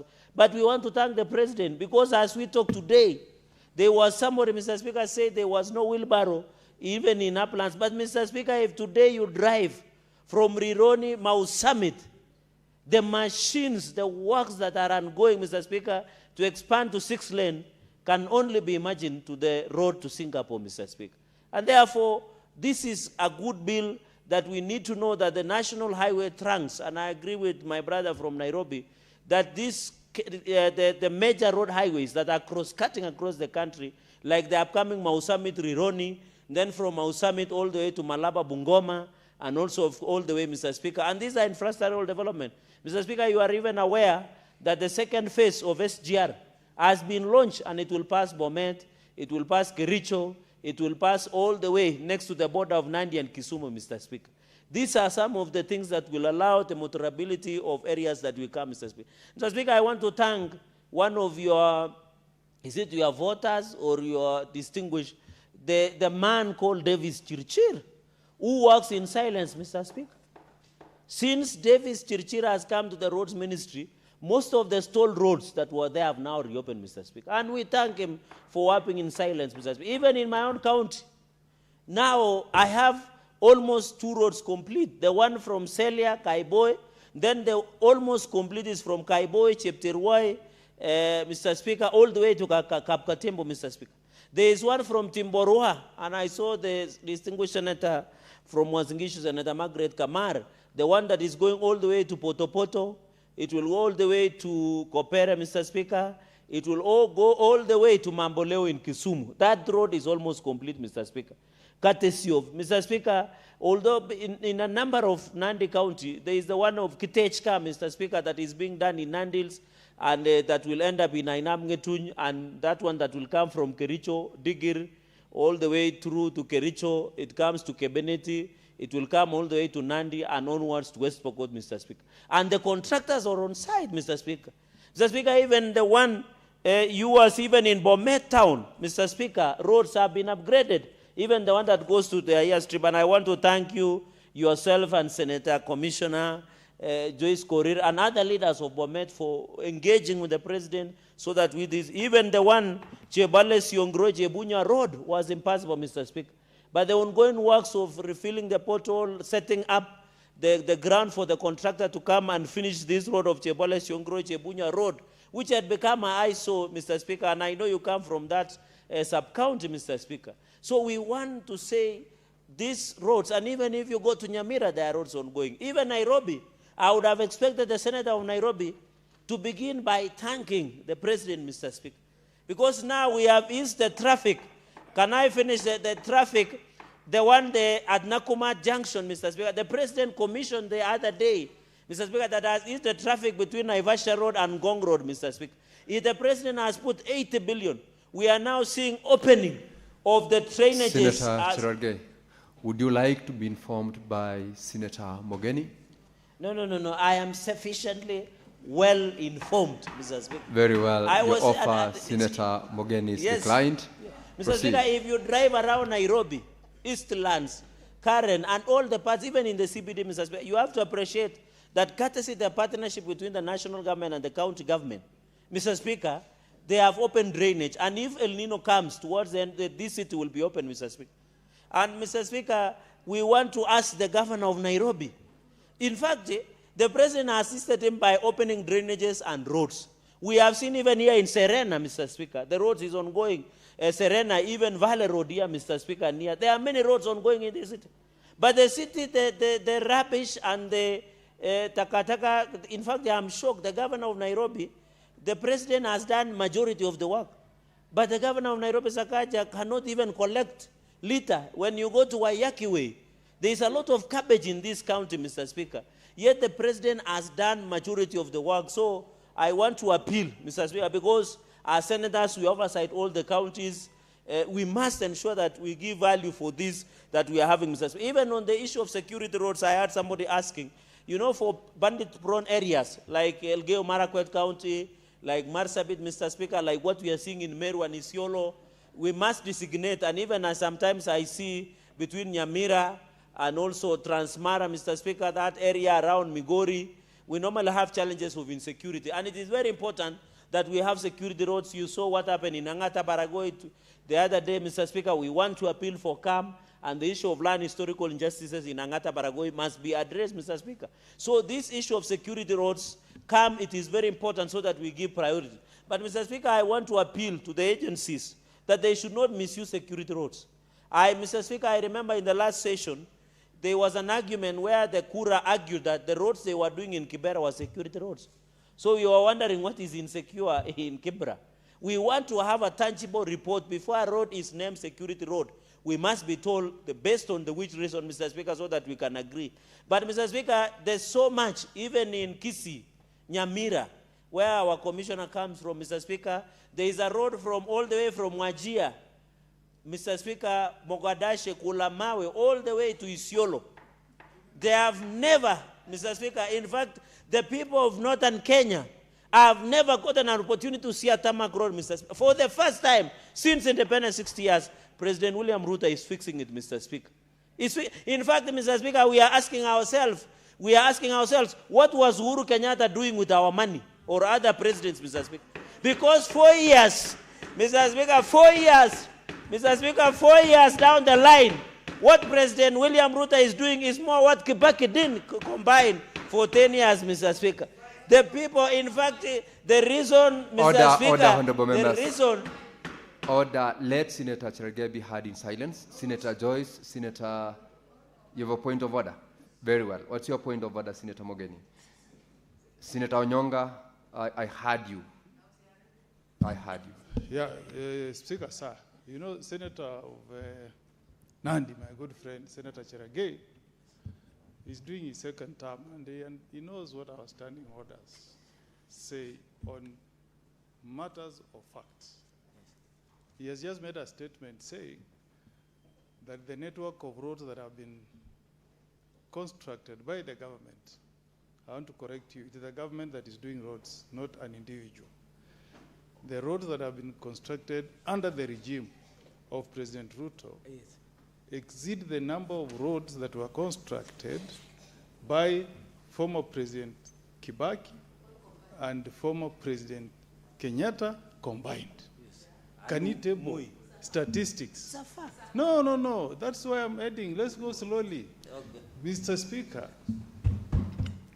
this is a House of Record. Yes. Can you give us the statistics that will demonstrate that what is stating on the floor of this House is factual?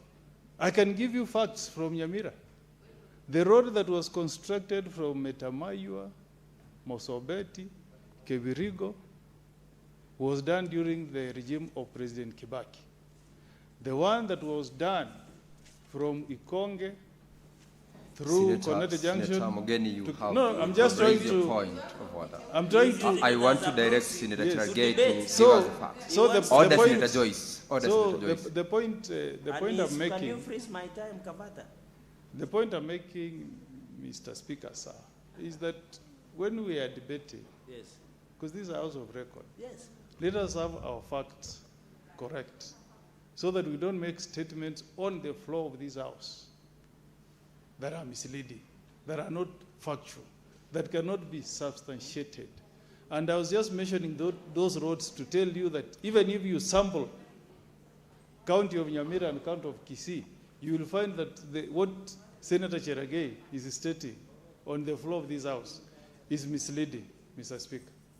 You've made your point, Senator Samson Cheragay.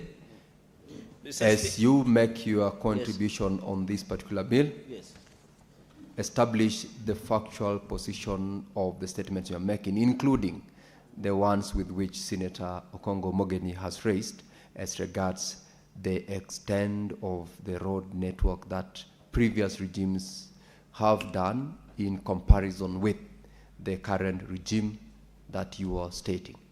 Proceed.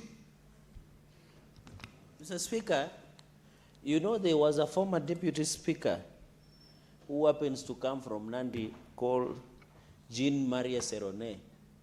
And the late Martin Shukuku, somebody wanted to ask to substantiate, but you remember Martin Shukuku asked, how can you substantiate the obvious? And the speaker then, Jean Maria Serone, indicated you don't need to substantiate the obvious. It is even in the public domain, but if Senator Okongo Mugeni wants, I can I can table the facts tomorrow, Mr. Speaker, so that it can be updated. I know he has been traveling a lot and maybe he has lost track of what is happening, or he has been in, or he has been in these rallies, like my brother, Senator Onyonga, you saw how he escaped in Olkalau. Mr. Speaker, the point I'm trying to make, Mr. Speaker, that is why we are saying President William Ruto has done so much in 3-4 years, more than the combined other presidents that have ruled this country. And that is why we're asking the question, what were our presidents doing with our money? At least people want even to compare what President Kibaki did for 10 years vis-a-vis what William Ruto has done for 3 years, Mr. Speaker. So we must be proud that one of the ways to Singapore, we must fix infrastructure, Mr. Speaker. Even there are challenges. I know a road like this one, Ngong, is it Ngong Suswa? The contractor there must be called to order. That contractor must be blacklisted because he did a short work, Mr. Speaker. Even another road that starts from Dries Junction, Ainapkoi, all the way to Naiberi, Mr. Speaker, short work was done. And I think across other counties, we must blacklist contractors who want to destroy the reputation of government, Mr. Speaker. And I want to appeal to senators. Some of the senators, Mr. Speaker, who are busy with other rallies during weekend, and you should get time to visit some of these projects. For example, in my county, Mr. Speaker, I was in Sironoi Bridge on Chemuswa Danger. I could also assess, Mr. Speaker. You must visit roads. I want to keep colleagues. Part of the oversight is to look at some of these roads that the government is doing, Mr. Speaker. Even I want to appeal to people like Senator Onyonga, Senator Okongo Mgeni. When you are driving to Kisii, Nyamira, just stop at Mau Summit, Rironi, there, uplands. Look at Gilgil. Look at those projects, Mr. Speaker, so that you know, you see, Mr. Speaker. You need to see. We want you to see what the president is doing, Mr. Speaker. Even in Bugoma, there is Brigadier Road. Many roads we are doing, Mr. Speaker. There are a number of roads that the president is doing across the country. And I want to demystify. I know my brother said it is not an individual that is doing the roads. Mr. Speaker, President William Ruto, Ruto is the president, and president is Ruto. So the government is Ruto. So that is why we call President Ruto administration. You know, Mr. Speaker, and therefore, I want to appeal, Mr. Speaker, number 4, and the final one, Mr. Speaker, is on the issue of roads in our counties. I want to appeal to governors. And Mr. Speaker, if today I was to go to Nyamira, most of the feeder roads done by the county government in Nyamira are in poor condition and pathetic. I want to appeal to Senator Okongo Mgeni. As he does the oversight of the national government roads, he should create time and visit some of those feeder roads in Nyamira and call Governor Nyaribo to order to ensure those roads are fixed. Even Senator Mungatana, Mr. Speaker, even Senator Tobiko, Senator Onyonga, Mr. Speaker, Senator, you and Senator Joyce must go on the ground and see some of those feeder roads. Even in Nandi County, Mr. Speaker, the roads, the feeder roads are so pathetic, Mr. Speaker, that sometimes you wonder what is the counties, Mr. Speaker, because if the president is doing tarmac, Why don't the governors fix those small roads? Mr. Speaker, I was in a place called Mogoyuet, in Lelmokwa, Mogoyuet, all the way to Chepkoya. The road belonged to the county. They have never fixed. The road to my home in Mosoriat, the feeder road that the county has not fixed. You go to Aldai, you go to anywhere in Nandi, Aldai, whether Nandi Hills, whether Tindred, the people of Nandi understand this. Even the one I was using the other day in Kaptien, Mr. Speaker, around Duposat area in Nandi Hills sub-county, those roads must be fixed by the county government. And one, for example, Mr. Speaker, in my county, the governor has fixed almost 700 million for roads. But you don't see the value of that 700 million for roads, Mr. Speaker. You see counties allocating hiring of machines, yet they have bought machines, Mr. Speaker.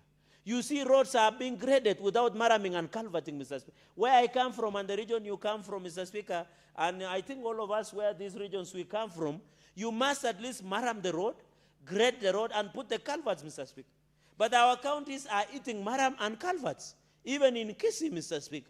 We must be told, when you do grading a road, can you do a grade and then put a marram, then put culvert, Mr. Speaker? Even Kisii, where my brother comes from, they have cess from tea. Even me, I have cess. In Bomet, you have cess. But we don't see the cess money that farmers sacrifice for the betterments of those roads, Mr. Speaker. So I want to appeal, as my brothers are passionate about oversighting President William Ruto. You must do 1,000% oversight against your governors. And I sit in Public Accounts Committee. I say this with authority. And Senator Onyonga used to serve with us. Now Senator Commissioner Nyamira Okongo Mugeni Senior Counsel is serving with us. We must, the biggest danger, what governors are doing ruining this country. In conclusion, Mr. Speaker, I was reading a book by Abdighani Hassan, The Betrayal in the North, Mr. Speaker, talking about sessional paper number 10, talking about the Wagala massacre, Mr. Speaker. He was even talking about roads in northern Kenya, especially in Wajir, Mr. Speaker. And if you read that book by Abdighani Hassan, Mr. Speaker, Betrayal in the North, he says, we thought the enmity was in session number 10.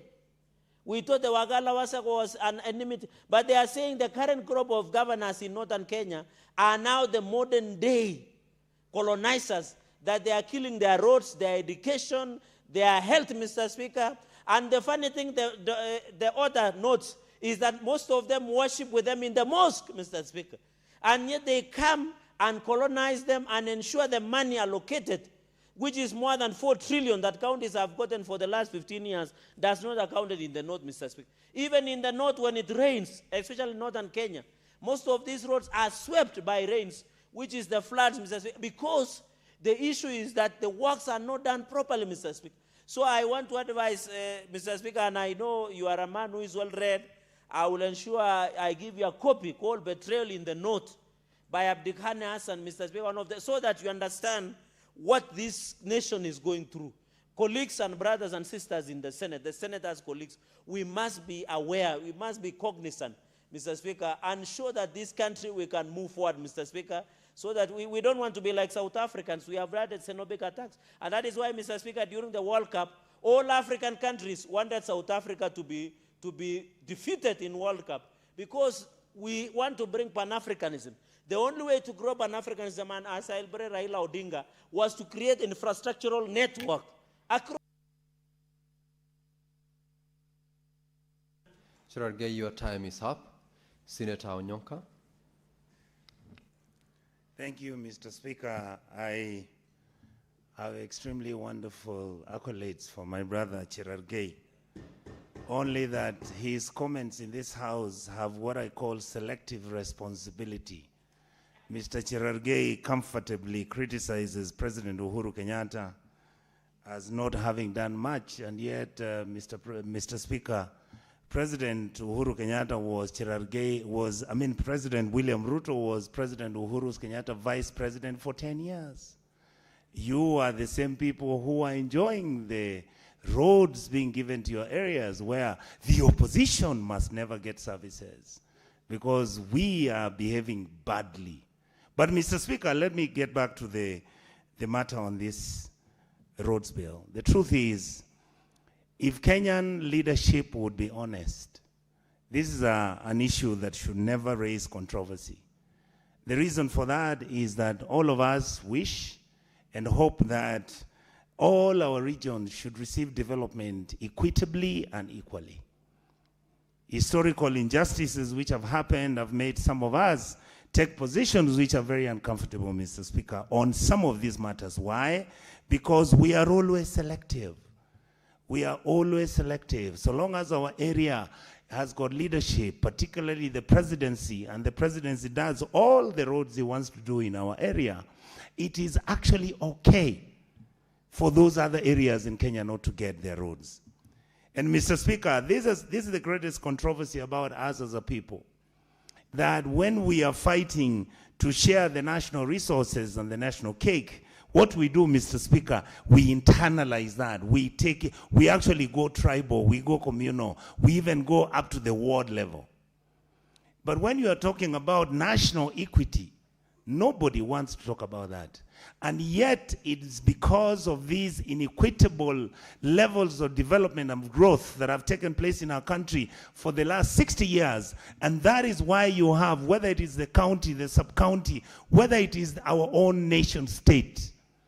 That is why our brothers in the north have never felt that they were Kenyan. And yet we act as if this is a matter that cannot be discussed. And yet in reality, when you are trying to solve the problem of this inequity so that you can then give our brothers in the north resources for them to catch up with the rest of Kenya, what do you find? That our leadership from those areas is as insensitive as the national leadership is. That Kenyans have a common trait, that for us, when the winner takes it, the winner should always take it all. Mr. Speaker, the reality is all these roads have been the problem. And the truth in this house, we don't talk about it, Mr. Speaker. Why are we always fighting about the roads? That is where there are low-lying fruits. That's where the corruption is beautiful. That is where we share the corruption equitably. That is where those in power and those who are managing our resources sit down and agree which company will be given the roads. Until the other day, Mr. Speaker, you saw where a kilometer of road in Kenya is costing 1 billion shillings to do. And that is no more.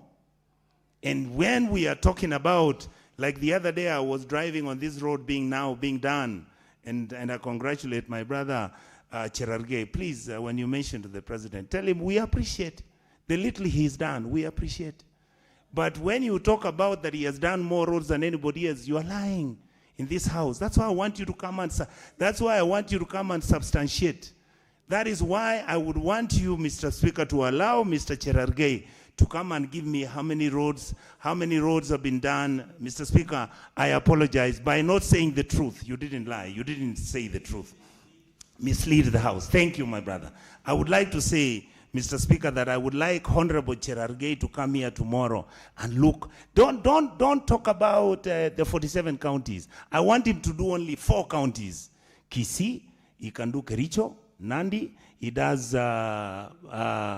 Makueni, and he does, which one can we pick? Any. And you will realize that the trend is literally the same. That in Kisii County, when Chris Obure was the Minister for Finance, it is true, he did more tarmac roads in Bobasi than any other Kisii area. It is true that when the Director of Roads in Kenya was from Kisii and he came from Bonchari, Bonchari got more tarmac roads than anywhere else in Kisii. And yet in Kitutu Chache, where I come from, when those 2 men and gentlemen were working in government, I didn't receive a single kilometer, and I was an MP. And I fought every day. So I'm trying to persuade my brother, Mr. Speaker Cherargei, that sometimes you need to look at the other side what we say. You need to understand why we keep on making the noise. It's not that we don't like the president. No, we respect him. We respect the office. But what we are saying, if you are giving one constituency in Kisii 200 kilometers of tarmac road, and there are 9 constituencies, which equity have you given? And yet you are using Kisii as the GPS point. That inequity, that unfairness, that aspect of our underdevelopment is what we must deal with. This bill that is being discussed. Senator Cherargei and Senator Joyce Korir, you know how to catch the speakers. I don't make noise. If you want to intervene, do what is appropriate. Thank you, The Mr. guardian Speaker, directs for you proceed. protecting me. I swear I think I'm making a lot of sense. Thank you, Mr. Speaker. Honorable, my colleague Cherargei, I would like to persuade you lastly. We want this country to develop equitably, fairly, and responsibly. We want this country, yes, when you are going to bring the sovereign fund, which is going to do for infrastructure, we don't want you to tell us that the controller budget cannot remit payments to whoever that has won the contract. We are not saying we don't want development. We are saying do it responsibly, do it within the law so that you eliminate any accusation of corruption. Because the problem our country is having is not that we are not spending money for development. No, we are doing it but at 10 times the price. And that is the cost of production in terms of corruption. So we are saying, please tell the president now, you see he has done this wonderful thing you've said. Can he now bring down the cost of constructing a road? And he does a road for 1 billion shillings at 20 million. We see how much it costs. So I would like to say, Mr. Speaker, that this bill is a good bill, and this bill will go a long way to solve the issues which affect the national government and the county governments. And we've been asking and begging, and I hope that this House will deliberate and come to conclusions which are reasonable and fair so that Kenyans can have fair and equitable development and growth so that all of us can be happy so that we make Cherargei happy. Thank you, Mr. Speaker, Senator for Onyonka, giving me as so you take many. your seat, Senator Onyonka, just to remind you that whenever you're making contributions or address the chair, don't address the individual senators. And similarly, Senator Cherargei, I believe your gadget is working. If you want to intervene, that gadget allows you how to intervene. Now you've done it. So next time, when you want to intervene, do what you've just done. Senator Mungatana. Mr. Speaker, I want to thank you for giving me the opportunity to make a few comments about this bill. Mr. Speaker, there are some very good aspects of this bill, but there are some aspects of this bill that we need to reject as a Senate so that we can go to mediation, so that some things can be explained better. Mr. Speaker, previous speakers have pointed to the fact that the Constitution only recognizes national roads and county roads. But aside from that, Mr. Speaker, and I hope we will reject some of these clauses or move amendments so that it can go to mediation, I am worried specifically about Clause 6. Clause 6, subclause Roman 8 says 5% of the allocated funds is allocated to county governments under Article 202, Sub-Article 2 of the Constitution. So, Mr. Speaker,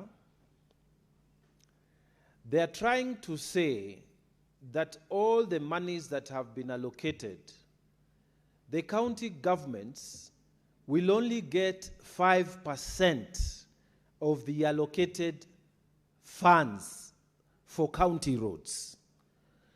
Mr. Speaker, this is taking us backwards, not forwards. If you look, Mr. Speaker, there are so many categories of roads. You will find in some places 22% like Sub-Article A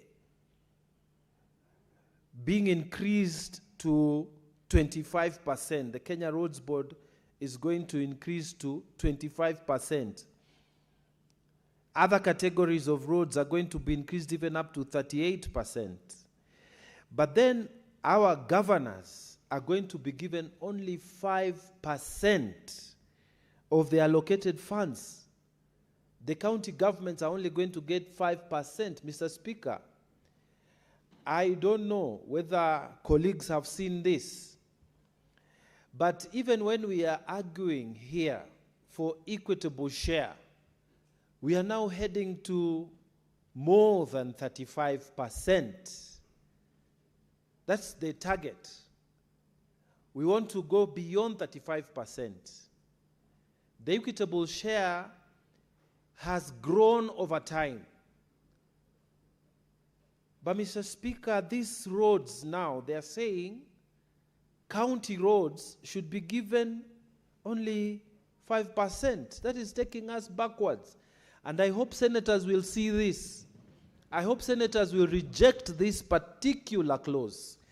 They should adjust all the other categories of roads so that the county roads under Section 6 must be allocated more funds. Mr. Speaker, the Constitution in Article 203 says that for every financial year, the equitable share of the revenue raised nationally that is allocated to county governments shall not be less than 15% of all the revenues collected in the government. So 15% is the minimum amount. And we have left 15% a long time ago. Since when we started devolution, we are now heading towards 30%, 40%.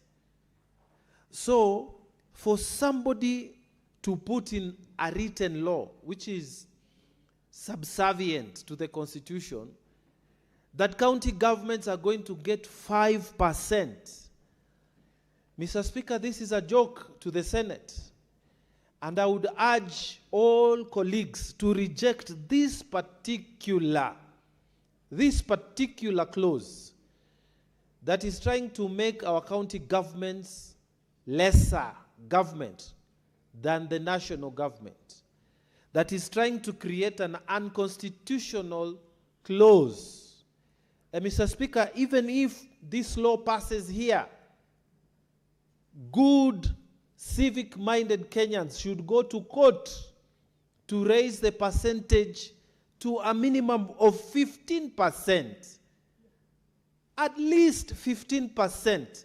Our governors should get the amount allocated for roads. They should get a minimum of 15%, because the equitable share, according to the Constitution, Article 203, our county governments are required to get a minimum of 15%.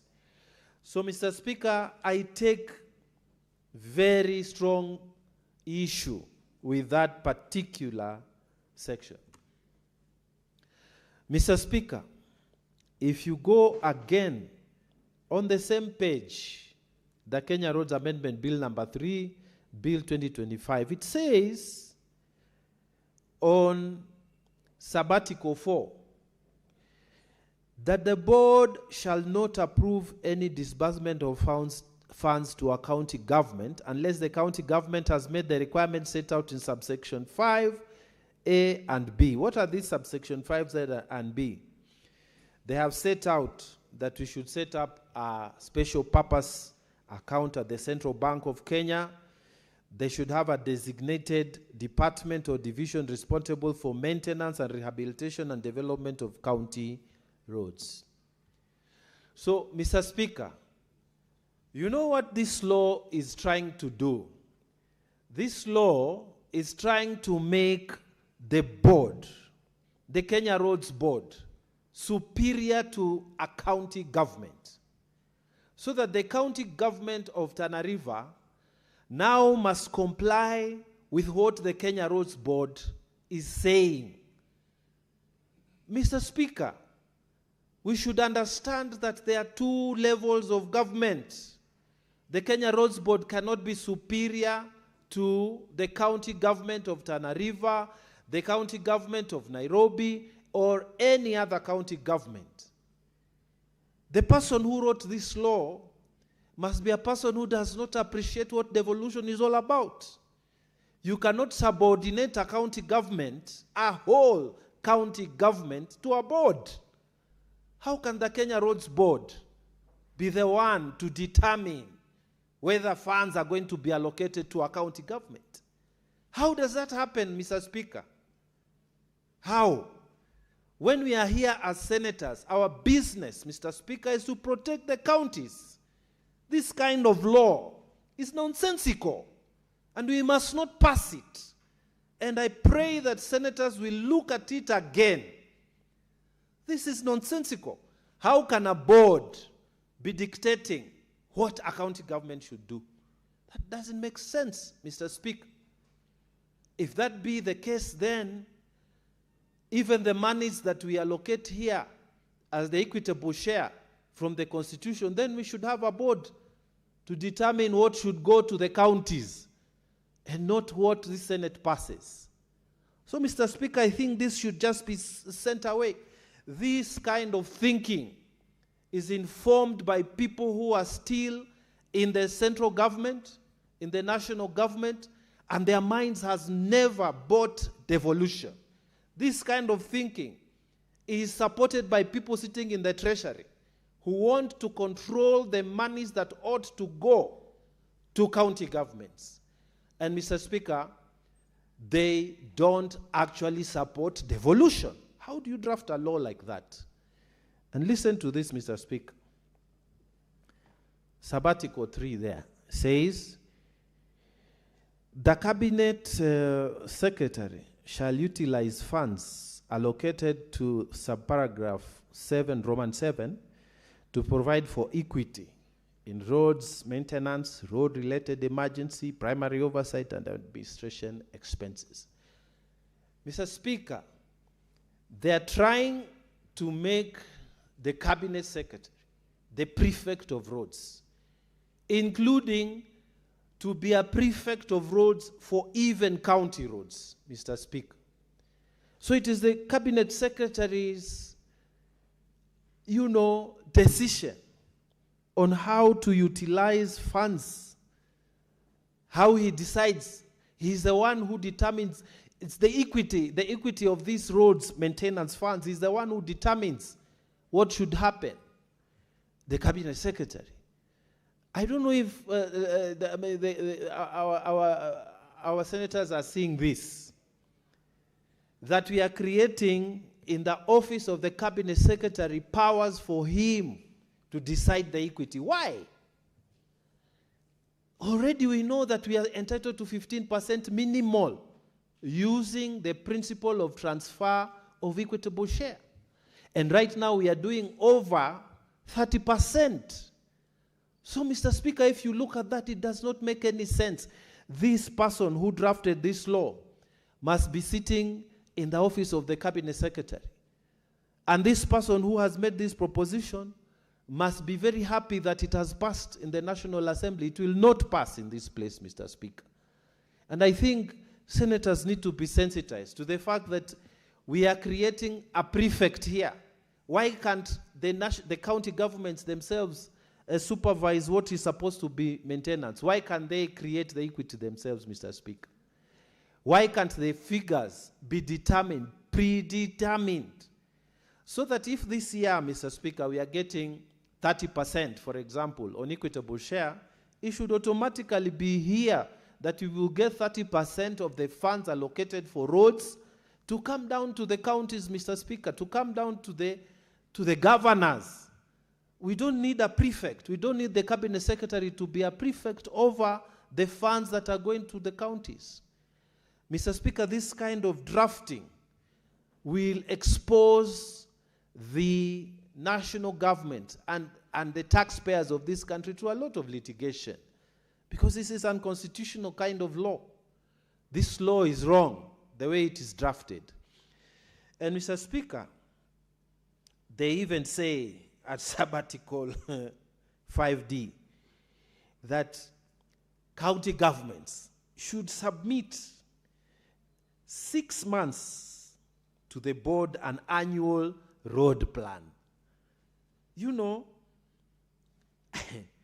An annual road plan to be submitted to another. So we pass as a county government, we pass our budgets, we allocate money, and then we say we need this kind of money, and then the CEC for the county government should then go outside from the county executive, go to Nairobi and submit to a different body called the Kenya Roads Board. What are they doing with our share?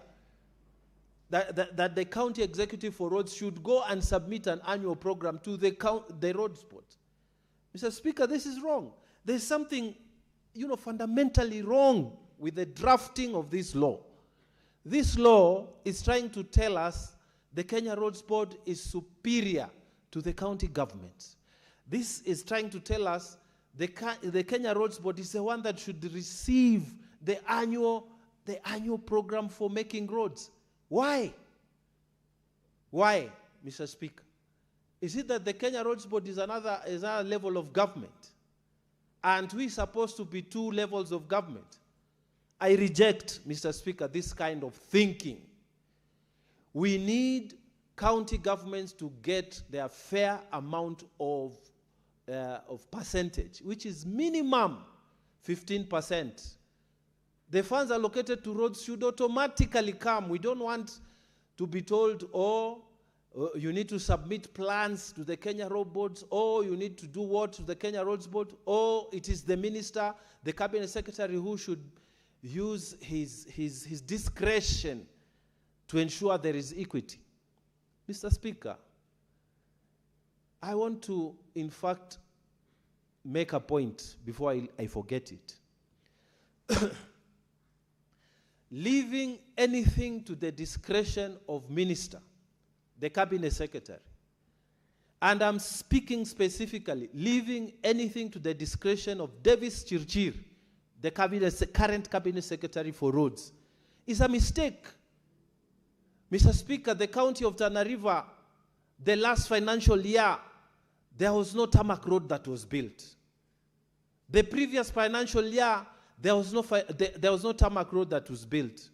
The other year, there was no tarmac road that was built. Leaders from Tana River County, we have met this particular Davis Chirchir. Leaders from Tana River County, we have talked to him. I have talked to him, myself, Mr. Speaker, as a senator. I have talked to the PS in this particular department. We have made again and again the point, I have written, Mr. Speaker, that the President of the Republic of Kenya made pledges, Mr. Speaker, pledges during the campaign that once I'm elected, I will do the Boji Road, I will do the Tarasa Tarmac, I will do the Kipini Road. And what are we talking about? 13 kilometers, a few kilometers here and there. No single tarmac, even 1 kilometer, Mr. Speaker. And now you are saying that we should leave discretion. Davis Chirchir, the discretion he will give you is just a smile and nothing. And I hope he's listening to me, that the people of Tana River are annoyed with you. And you are making the president to be a liar to the people of Tana River because he made these promises. And you are the cabinet secretary. And the PS, you are there. You listen to us. The people are going also to answer to this issue. Because you are, and then you are writing a law here telling us we should leave some of these things to the discretion of the cabinet secretary. How, Mr. Speaker? Cabinet secretary cannot be trusted. The discretion cannot be left to an individual, Mr. Speaker. We do not want promises. It's better even, Mr. Speaker, the amount is divided at 15%. It's better the equitable share is divided. Let that money come to the county. We don't want to hear stories and promises of people like Chirchir. We don't want stories. Let this money be divided automatically.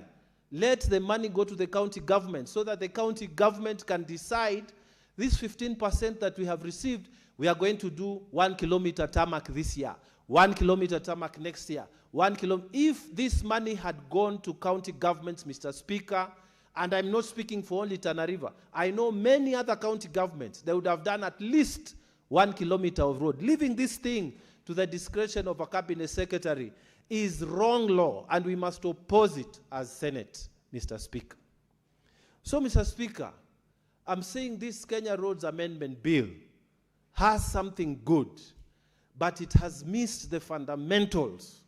The fundamentals are that there are two levels of government, and these two levels of government, we have equitable share. And it cannot be that we are going to be subservient to the Kenya Roads Board, or we are going to be kneeling down to a cabinet secretary to decide how funds should be allocated according to his understanding of equity. The shares must be clear. We are tired of talking to people here in Nairobi. And an example has been given here. When people have offices, they develop their areas. They do roads in their areas. Mr. Speaker, it's on record here what Senator Onyonka was talking about. But they don't do for other areas. So we don't want people to depend on what the minister has promised or what they are saying. It should be automatic. Mr. Speaker, if it wasn't for devolution, there would be nothing in some of our counties. And it is true. And that's why we don't want any discretion. We don't want the Kenya Roads Board to be in charge, because again, when they appoint those directors, some of our counties don't get a chance to sit in those boards. They will appoint their own fellows, their own people. They marginalize us every day, Mr. Speaker. And I want to say, and I want to take the floor of this house to say, that Sahi, you believe that you are in power, you will do what you want, you will oppress the minorities in this country, you will refuse to develop our roads, but I'm telling you, it's just for a while, Mr. Speaker. And these laws that you are trying to develop, we will reject them in this Senate. Mr. Speaker, with those many remarks, I beg to support the clauses that are good and avoid and oppose the clauses that are negative to county governments. Thank you, Mr. Speaker. Senator Mogeni.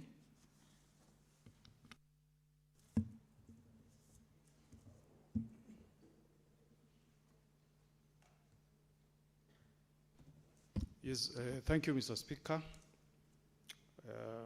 for also giving me a chance to make my contributions to the Kenya Roads Amendment Bill 25. And for the record, Mr. Speaker, I want to join my thoughts or link my thoughts with the thoughts of Senator Mugatana, that as a Senate of the Republic of Kenya, we should be very, very cautious, Mr. Speaker, while voting or rejecting this bill. Mr. Speaker, the devil is in the detail. The devil is in the detail. Mr. Speaker, if you read the clauses that are being amended, the intention of this bill is actually to weaken devolution.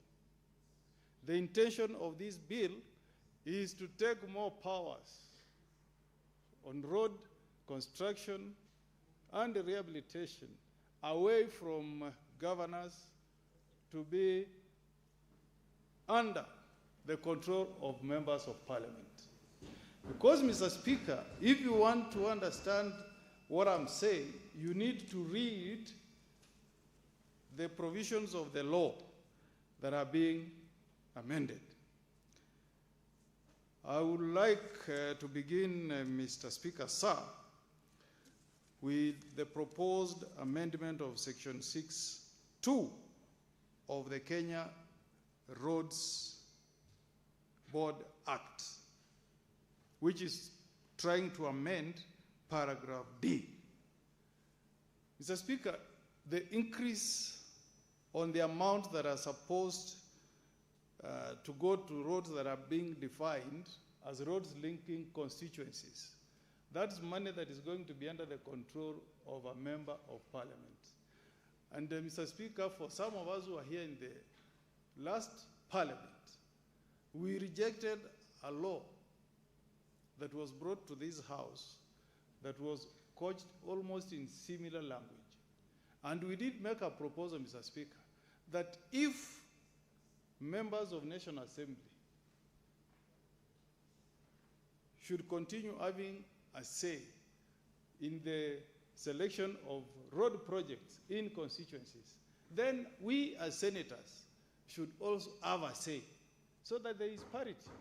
Because, Mr. Speaker, the current situation, I don't know that you are aware, Senator Mungatana, the prevailing situation is that members of parliament nominate their staff from their constituencies to sit in the roads boards at the constituency level, so that they have a say in making a determination on the roads that will be assigned budget for certain projects, while the senator and the women rep and the governor have no say. So the amendment, if you read the amendment A, that is purporting to delete 20% and increase that percentage to 22, relates to roads that connect constituencies.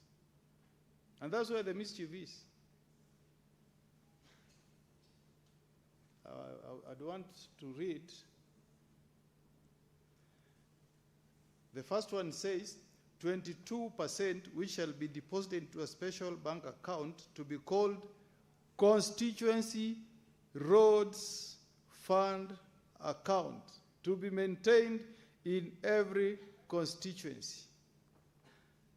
You get it? So this is money, Mr. Speaker, that goes and is by design under the control of a member of parliament in a constituency. Okay? Then if you go to B, it says 10% of the allocated fund is allocated for the maintenance or development of link roads between constituencies. Okay? Now, Mr. Speaker, how can you be talking about roads linking constituencies and you leave out counties? How can you say that you are allocating 5% as it's proposed here? Yes, 5% to county governments, as if roads in constituencies are separate from roads in counties. I mean, Mr. Speaker, if we need to connect roads in the constituencies in Bomet County, there is no distinction between a road that should be under the ambit of the governor and one that should be under the member of parliament, unless we want duplication, Mr. Speaker. So I agree with you, Senator Mungatana, that this law as drafted is for rejection. If it's not for rejection, then we need to undertake serious amendments to this law, so that if we are creating a special fund where the members of National Assembly have a say, then we need another bigger fund, because which is the bigger entity? It is the county. So, Mr. Speaker, the entity that should get more money for road maintenance should be the county, not the constituency, because a constituency is a smaller unit. And remember, Mr. Speaker, we are here to protect devolution. We are here to protect the interests of our 47 counties. That is our main role as senators, Mr. Speaker. If we enact this law, Mr. Speaker, we will be weakening devolution. And I agree with Senator Mungatana. We cannot put it in our minds that the only road that a governor can do is a Maram road. No. Mr. Speaker, if a national government can come to my county in Nyamira and they give a contract to rehabilitate roads within Nyamira town municipality, 2.2 kilometers, award a contract, the money that I sent to Nyamira is more than enough to do that work. It's more than enough, Mr. Speaker. So we should, if we really want to develop this country, Mr. Speaker, let us stop these fights between counties, constituencies, and national government. Because the taxes we pay, today I fueled my car. I paid tax. The border borders in Nyamira today who fueled their motorcycles, they paid tax, Mr. Speaker. And I wish my friend Senator Cheragay had stayed in the House. I think we should implement the Commonwealth practice When, Mr. Speaker, you make a contribution to a law, the Commonwealth practice dictates that you stay behind to hear what your colleagues will also say on a law. But you don't just talk and then you walk out. Yeah? Because I wanted to remind Senator Cheragay, and I think that time Senator Mungatana was a member of parliament, that this law was first developed in 2007 during the tenure of President Kibaki. And President Kibaki wanted fairness and equity in the development of our roads. That's why if you read the Roads Act that was passed by Parliament in 2007, it created 3 independent boards. Kenya National Highways Authority, it created the Kenya Rural Roads Authority, and the Kenya Urban Roads Authority. In recognition, Mr. Speaker, that once we collect our taxes, we give that money to those entities to ensure that there is fairness, so that we don't hear the agonizing contributions from Senator Mungatana that the president made promises to make roads in Tana River, which he has not fulfilled to date. That mandate, I wanted to read this law to Senator Cheragay, because he's a lawyer and he should be making statements that are backed by the law. It is a very bad thing to display ignorance of the law and you are a lawyer. Mr. Speaker, Section 4 says the functions of the authority shall be to construct, to upgrade, rehabilitate, and maintain roads, Mr. Speaker. Then H says they shall do the planning, development of roads. They shall prepare the roadwork programs for roads. It's supposed to be an independent entity. So when Senator Cheragay stands here and says the president is going to make this and such a road, no, we have put in place a framework that demands that we should have an objective criteria in terms of how we allocate our resources to have a connection of tarmac roads in the entire country.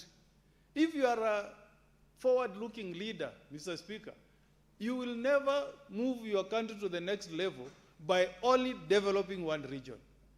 To develop this country, we must have tarmac roads in Nyamira, in Tana River, in Mombasa, in Kajiado. That's the only way you develop a country. But if you are not somebody who is wise, forward-looking, then you will think that the best way is to go and connect all tarmac roads in your region only. How will that develop a country? Because you need to do trade, inter-county trades. The people of Tana River should be able to trade with us in Nyamira. If we don't have bananas in Tana River, a good road network should deliver the bananas in Tana River. And if you have good fish, we should get that fish from Tana River to Nyamira. That's how you move the country forward, Mr. Speaker. But if you say you want to go to one region, for example, you pick if it's Nandi, and you make 300 kilometers of tarmac, and you leave the other regions of Kenya behind, you will not take this country anywhere, Mr. Speaker. And I want to tell my good friend, through you, Mr. Speaker, Senator Cheragay, a country is developed by successive regimes. It is not right to demean a very respected leader like the late President Kibaki. I mean, the late Mzee Kibaki is standing in his grave wondering what statements are being made here by Senator Cheragay. He is the one who, under his regime, we did thick highway, Mr. Speaker. If you go to Australia, the Australians will tell you that Princess Highway, Hume Highway, was built by successive regimes. Many prime ministers were in office. Your time is up, Senator Mogeni. I will...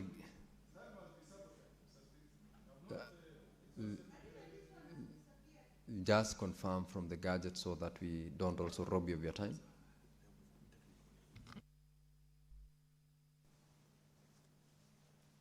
All right, Senator Mogeni, proceed as we work on the time. There was a technical hitch. Okay, yes. Okay, you have got 7 minutes. Thank you, Mr. Speaker. Mr. Speaker, I wanted to give an example. Like, you go to Australia, Mr. Speaker, the road called Princess Highway, which was named in honor of, I think that was Prince Edward of Wales, was built by successive prime ministers. You go to Hume Highway, built by successive prime ministers, but completed, the lady who completed that work was Prime Minister Julie Gillard. But she did not mean the work that was done by the other prime ministers. She built on the success of the former prime ministers who are in office then. And that's what we should be doing as a country. If you have taken over leadership, you find work was done by President Kibaki, President Uhuru, you continue from there, Mr. Speaker, and acknowledge the good work that the previous presidents had done, Mr. Speaker. Now, there are some good things that have been proposed in this law. One of them is the issue of road maintenance. I had Senator Cherargei shower accolades to the CS, who is from your constituency. I have a lot of respect for the CS roads. But, Mr. Speaker, if you remember, CS roads was in this house when I raised a question of a bridge called Nyagaita Bridge near Kebirigo Market in my county of Nyamira, Mr. Speaker. And I said that road was tarmacked. The road from Metamayua, Mosobeti, Gesima to Kebirigo was completed 10 years ago. But there's a section of Nyagaita Bridge that has remained incomplete for the last 10 years. And the CS promised from the floor of this house that he was going to fix that road within 6 months. He did promise. Mr. Speaker, up to now, that bridge has not been fixed. Mr. Speaker, this bill is talking about money being allocated for road maintenance. We have a number of fantastic roads that were constructed during the regimes of President Mwai Kibaki, President Uhuru Kenyatta. Mr. Speaker, all those roads now are developing potholes because there is no maintenance of those roads, Mr. Speaker. And if we don't move in, as soon as yesterday, we'll find ourselves in the situation we were in 2002, when our roads are developed gullies, Mr. Speaker. So I want to make an appeal to the membership of the Roads Board. I know that subsequently, mischievously, not this House, but the National Assembly did amend the law to remove representations of law society from the Roads Board. And that was a very unfortunate thing. But there are still some organizations that nominate membership to the Roads Board to ensure, Mr. Speaker, that there is fairness, that there is equity in the way we allocate our resources for road construction, road maintenance, road rehabilitation. I want to appeal to the board, the Roads Board, to ensure that there is fairness and equity across the country. And I want to appeal to the President also to appreciate that there is always wisdom when we come up with these laws, Mr. Speaker.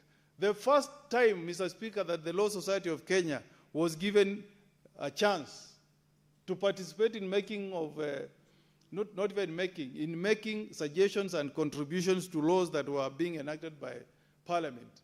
The first time that was done was in 2007, when I was the chairman of Law Society of Kenya, Mr. Speaker. And that's when we passed this particular act, the Roads Board. And we borrowed from the law that had been passed in Australia, the National Highways, the National Roads Highway Act, if I've gotten the name right. And we wanted to pick the principles of fairness and equity that are captured in that law of Australia, Mr. Speaker. So let us not, Mr. Speaker, dismantle good laws for short-term expediency. Let us have a professional approach on construction of our roads, Mr. Speaker. That's the only way, Mr. Speaker, we will leave this country better than we found it, Mr. Speaker. As I conclude, Mr. Speaker, I'm happy that on the good part of this law, that this law is barring what the very bad habits have been seeing around, Mr. Speaker, where our governors put billboards, and then they put their picture and name, and they say this project was done by Governor so and so. Eh? Mr. Speaker, using public resources as a campaign. You know, I am happy that this law is proposing that that should not be allowed. If you put a signage, Mr. Speaker, it should acknowledge that the road has been built by the taxpayers' money, because it is my taxes and the taxes of other senators that contribute to the construction of those roads. It's not anybody's money, Mr. Speaker. It is taxpayer. We pay a lot of money in the fuel levy, Mr. Speaker. So that's a very good proposal, Mr. Speaker. And I also appreciate, Mr. Speaker, the fact that this law is trying to bring some clarity in classification of roads. But I propose that we senators relook at this idea of classification, because the mischief here is to take away all roads from our counties. That's the mischief. Then why did we have devolution, Mr. Speaker, if by this classification you want to take away all roads? You know what is left there is just to say that the small, minute, the word used, the small, minute roads connecting small markets. I'm wondering, where do you leave roads of like the City Council of Nairobi, when you are saying that all city roads are transferred to the national government? Why is Senator Sakaja then taking a lot of rates from me as a man who owns a property in Nairobi, if he's not going to use that money to rehabilitate our roads in Nairobi? Mr. Speaker, there is a very, I don't know who drafted this law, whether it is somebody who wants us to do away with the devolution, whether it is a legislature in the National Assembly. I don't know who was behind the crafting, but the intention, Mr. Speaker, if you go to the details of this bill, the intention is to weaken devolution, Mr. Speaker. So I am appealing to all of us senators to take a very keen interest in this law and reject it. If not rejected, we make comprehensive and serious amendments to this law. If we allow it to pass the way it has been drafted, Mr. Speaker, would have made a big contribution in weakening devolution. We will be the enemies of our county governments, Mr. Speaker. We will not have played our role of protecting counties and county governments, Mr. Speaker. So with those remarks, Mr. Speaker, we must be alert. We must be very, very alert, Mr. Speaker, so that we don't come here one afternoon and we are ordered that we must vote. Remember the petition that we discussed the other day, where somebody petitioned this house and said we are passing bad laws, doing impeachments in the wrong way because of political patronage. Let nobody direct us how we pass laws in this house, Mr. Speaker. Let us be given the freedom to vote how our conscience directs us. Let me vote knowing that I'm voting to protect the interests of the Kenyan public and of the 47 counties, not the interests of any one individual, Mr. Speaker. With those remarks, Mr. Speaker, I support this with a caution that it can never pass the way it's been. Thank you, Senator Omogeni. Senator Paris Tobiko. Thank you, Mr. Speaker. Mr. Speaker, as I make my contribution on the roads bill, on the Kenya Roads Amendment Bill, National Assembly Bill number 34 of 2025. Mr. Speaker, let me say, if there is one subject that has been close to my heart in the period that I've been at the Parliament of Kenya, both the National Assembly and the Senate, Mr. Speaker, it is on the issue of the roads infrastructure, Mr. Speaker. And Mr. Speaker, and so this opportunity, Mr. Speaker, I intend to use it to put the case forward of our people, Mr. Speaker. Let me begin by saying the positive about this bill. Mr. Speaker, the positive about this bill is this is a better version of the roads bill than the one that has previously been, in use since the time we passed the 2010 Constitution, because the roads bill had never been amended. And so the old version of the roads bill, Mr. Speaker, did not recognize counties. So let me begin by saying this amended bill, Mr. Speaker, is a better version because it brings in the issue of counties. But I agree with my colleagues, Mr. Speaker, that this bill cannot pass as it is. And because, Mr. Speaker, I'm in the Roads Committee in this House, and I was in the Roads Committee in the National Assembly, because this is a committee I have always tried to make sure I get in, because the road network and the road infrastructure in our counties matters a lot for our development. Without equity in the roads infrastructure, Mr. Speaker, then Kenyans are still operating not equally, Mr. Speaker. Mr. Speaker, this bill classifies roads into two main categories: the national trunk roads and the county roads, Mr. Speaker.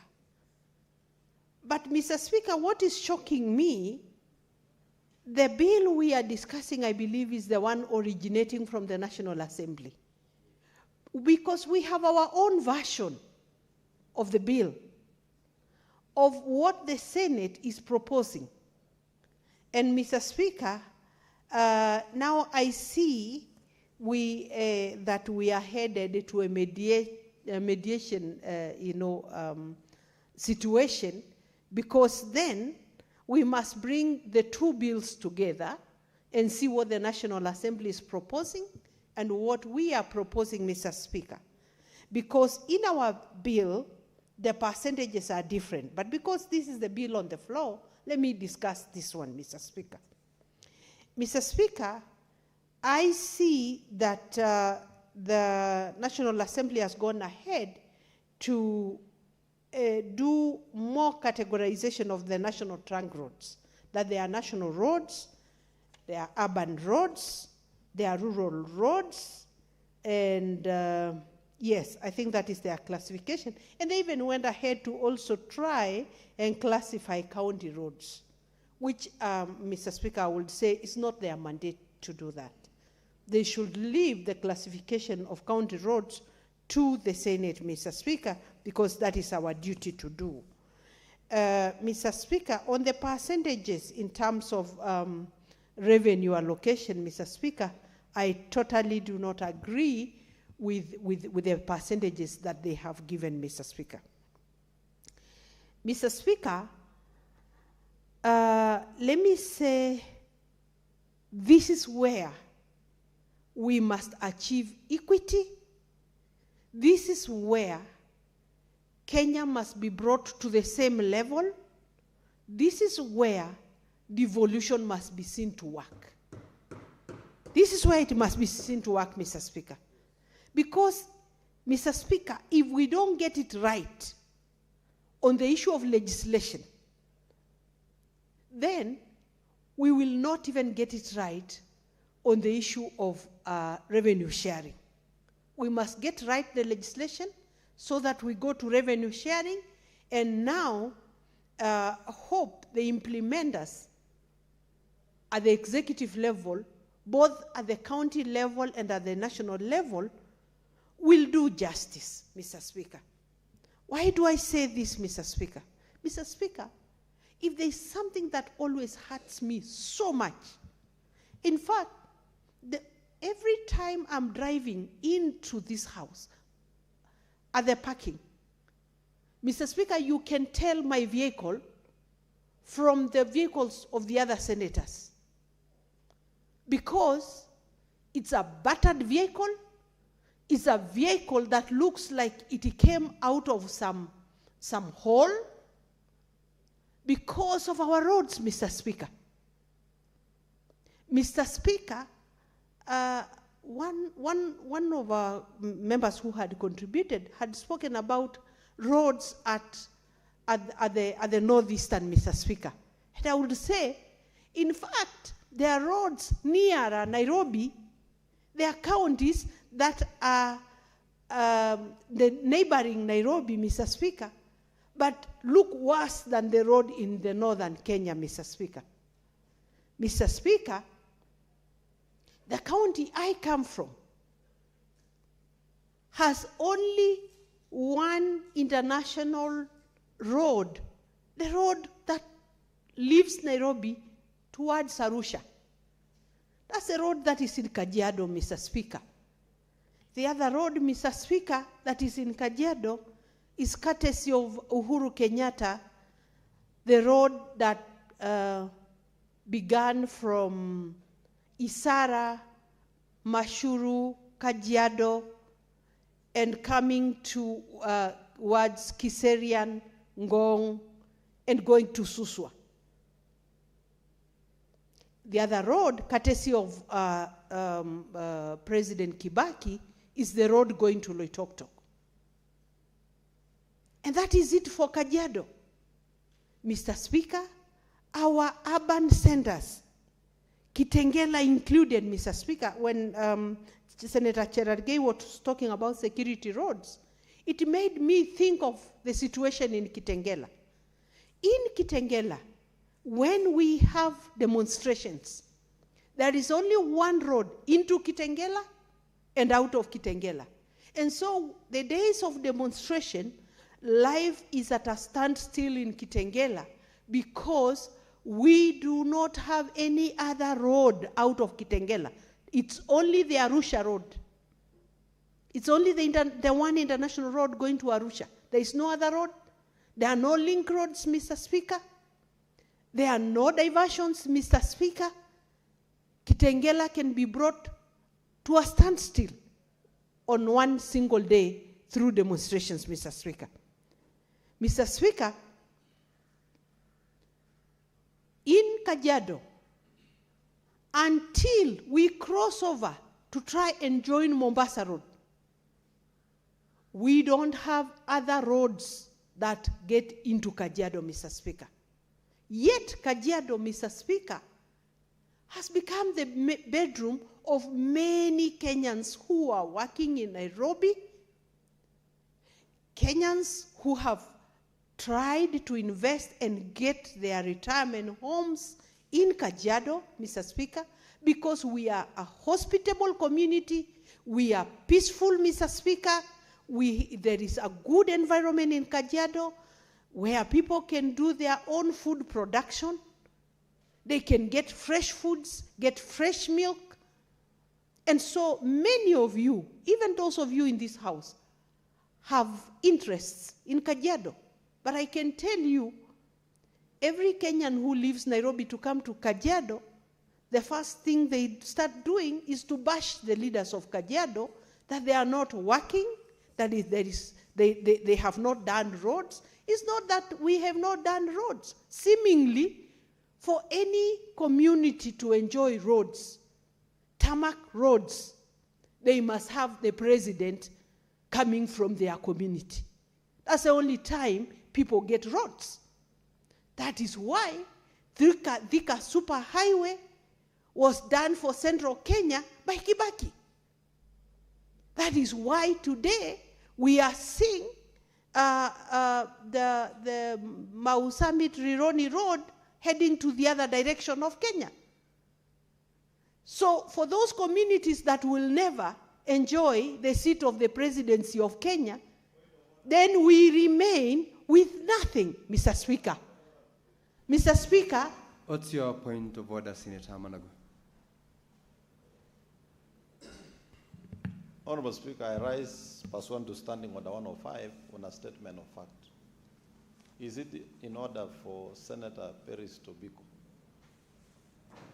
to mislead Kenyans that the only time tarmac roads are done in your places is when the president comes from your place? Honorable Speaker, I'm aware there's a road that is being done over 700 kilometers all the way to Mandera to the border of Kenya. I'm aware, Honorable Speaker, the road heading to Seikuru in Kitui County is being done, Honorable Speaker, is not leading to where the president comes from. In fact, it is leading to where the leader of this united opposition comes from, Honorable Speaker. Is it in order for Senator Peris to mislead Kenyans that roads are only done when the president comes to your region? Senator Tobiko, you've heard the concerns by Senator Mandago. You may rephrase your statement to reflect what you meant, because you must have meant to say something, not what you said. Yes. Mr. Speaker, let me rephrase. Maybe you need to be politically aligned. Maybe in this country, there are other factors that are considered, for regions to get their fair share of the roads infrastructure, Mr. Speaker. Why am I saying this, Mr. Speaker? Senator Peris Tobiko, that is still misleading. That is still not the position of any other government in office. Mr. Speaker, allow me to qualify my argument.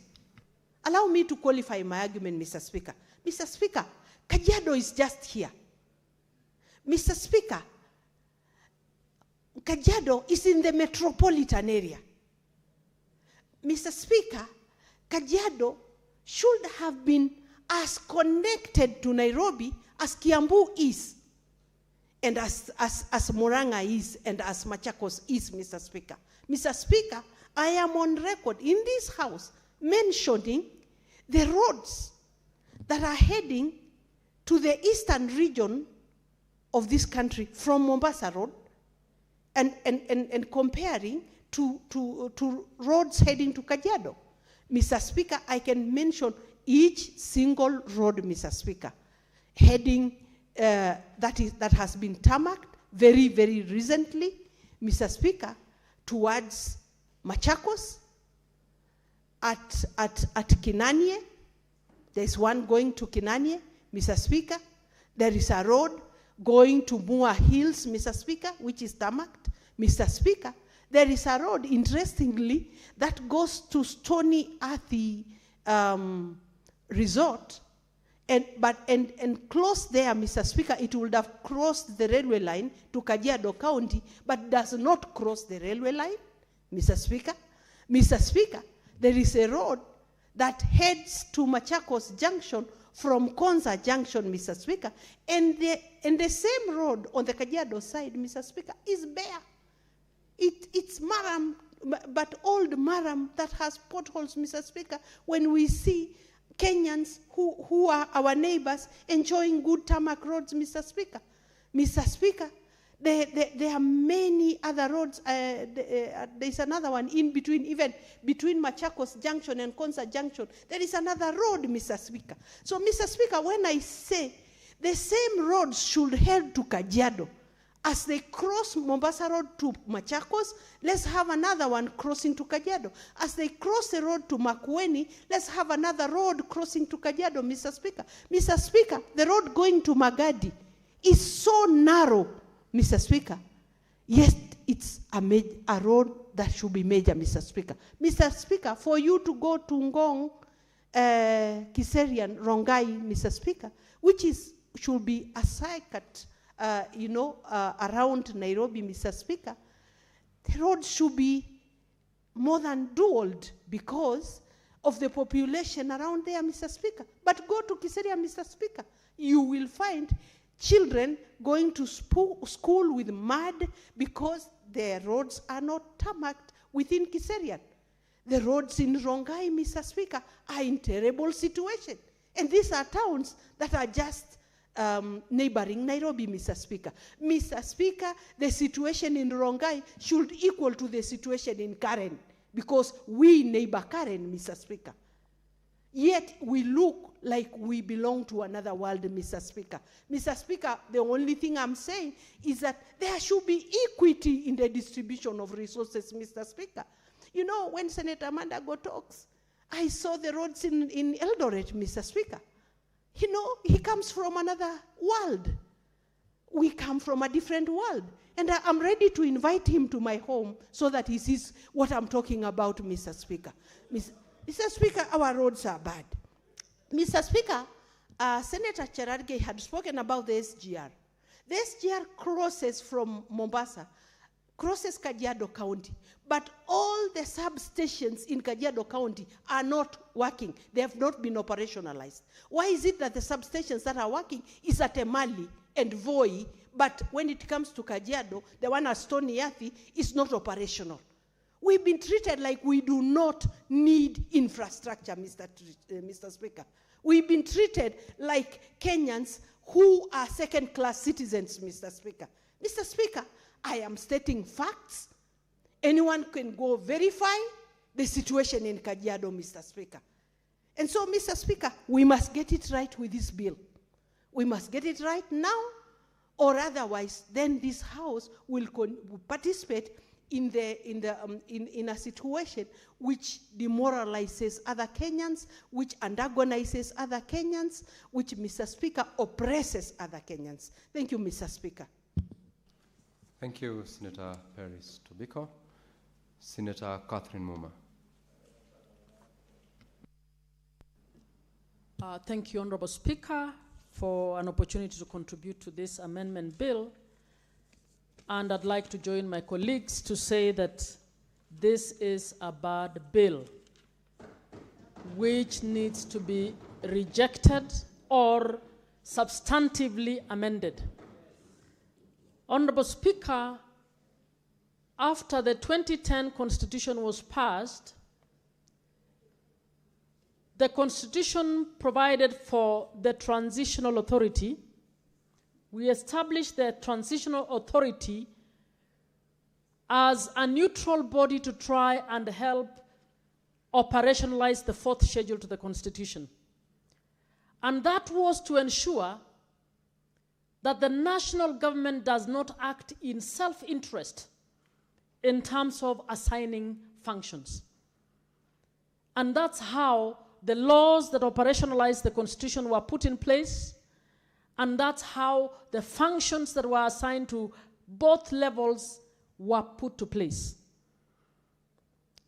In 2013, after the elections, the first thing we saw was an overreach by national government. National government behaved as if it was a supervisor.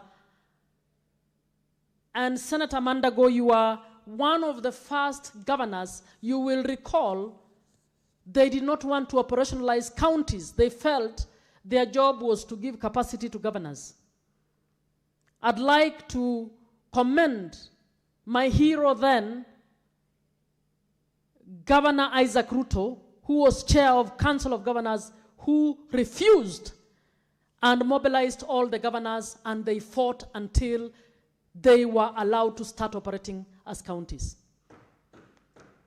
Honorable Speaker, this bill is an attempt to play the same game. If you look at it, and Senator Mungatana, Senator Mogeni, Senator Tobiko have effectively spoken to this, you can see that the roads assigned to counties in this law have been downgraded.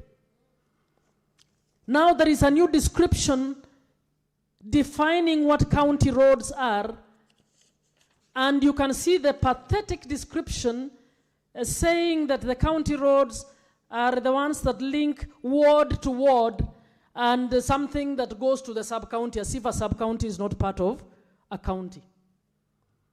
You can see clearly, and Honorable Senator Mungatana, I don't know why you did not pick this. This was specifically done to save Kura and Kera, because the roads under Kura and the roads under Kera are county roads. So this amendment is being put so that the lower roads to those in Kera and Kura will now be the county roads, and Kura and Kera roads will be defined as belonging to national government. Therefore, we retain Kura and Kera as parastatals of national government. Honorable Senators, you are aware that IGRTZ has provided a gazette notice, and part of the parastatals that are supposed to be wound up is Kura and Kera. So this law, I can tell you the main objective of this law is to downgrade county functions in order to save Kura and Kera. I don't know who did this, because I don't believe Davis Chirchir would have done this. I rank him as my #1 CS. And he is a sober man. I have personally discussed with him about Kura and Kera, and he said he wants the laws to be followed as they are. This is somebody trying to treat counties as if they are some little thing that should be about the village and the ward and nothing more. Clearly, National Assembly, which have been guiding or leading or determining the roads that Kura and Kera do, want to add this as an appendage of the NGCDF. Let us call a spade a spade. Honorable Senators, if you pass this law, you might as well resign en masse. You might as well resign, because your primary role is to protect devolution. This one is clawing back on devolution. Having downgraded and decided the counties will only do these roads in the wards that are connecting to sub-counties, they then give mandate to authorities. To the counties, when planning, they must plan with the authorities. So now, even the counties cannot carry out their functions as distinct entities. They need the authorities to clear their plans. Honorable Senators, now the Roads Board and the CS become the ones to determine how to categorize a public road, forgetting that the two entities meet at the intergovernmental level.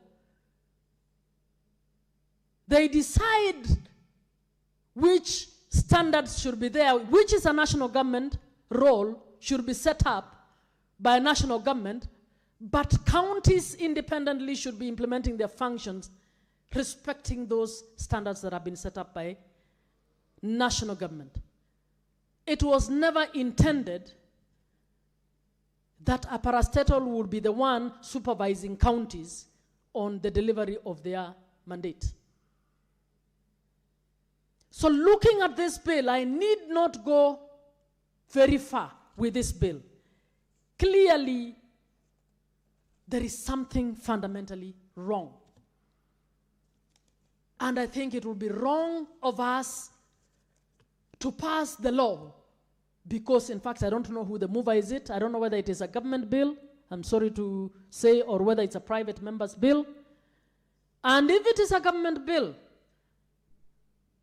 I want to speak to Your Excellency, our President of the Republic of Kenya. One of the promises you gave is that you would deliver and you would protect devolution. Please don't allow some of your crazy advisors to advise you to fall into the trap where you will soon be told you are fighting devolution and yet you promise to deliver devolution. There is nothing wrong. All we want is roads to be delivered. And our constitution has provided a formula. and we have county and national government roads.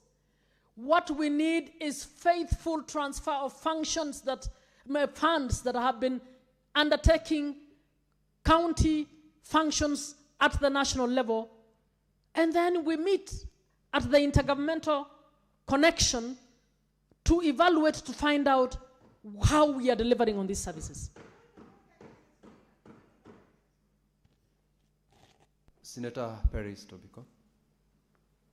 Mr. Speaker, is Senator Muma in order to say that some of the advisors of the president are crazy? Mr. Speaker, don't you think she needs to qualify that statement and tell us those who are crazy, and if she has evidence of their craziness, Mr. Speaker? Senator Muma, that is not from you. You may need to rephrase it. And thank you. Thank you, Honorable Speaker. I wish to replace the word crazy with incompetent. Honorable Speaker, whoever advises the president that county functions should be reversed by the National Assembly or the Cabinet Secretary or the Roads Board is an incompetent advisor, and they need to be fired. Sorry to use the word crazy, I meant incompetent. Thank you, Honorable Senator Tobiko. And the president needs competent. He is our number one in the country. And our number one cannot have people who allow him to bring laws to this house that will be challenged in the court. Yesterday I was speaking to this. It looks very bad when we pass a law and 2 weeks later that law is set aside because it has provisions that are unconstitutional. When it is a bill moved by the majority, it makes the executive look bad. When it is a bill moved either by the executive or the private members, it makes the houses look bad. And let us call a spade a spade.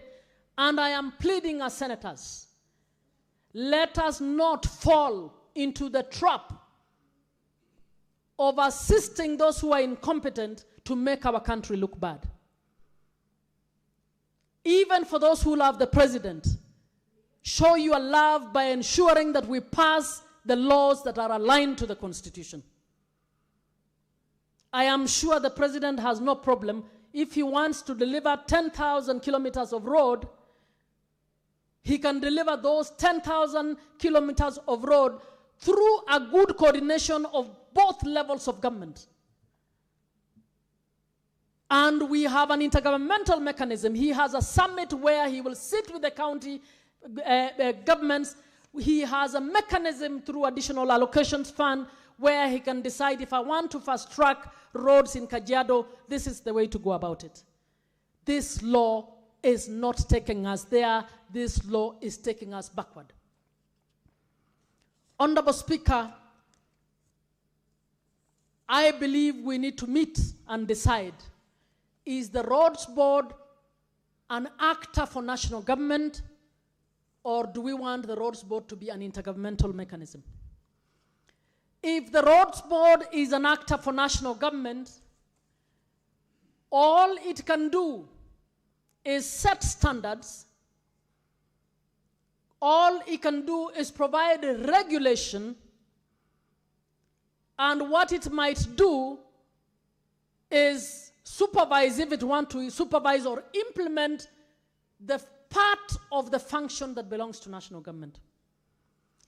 If the Roads Board is to be an intergovernmental mechanism that we want to be able to guide both levels, we need to craft its mandates and functions to reflect that. But we cannot take the county functions and make the counties look as if they are a department that is answerable to the Roads Board. This is the 14th year since we started implementing devolution.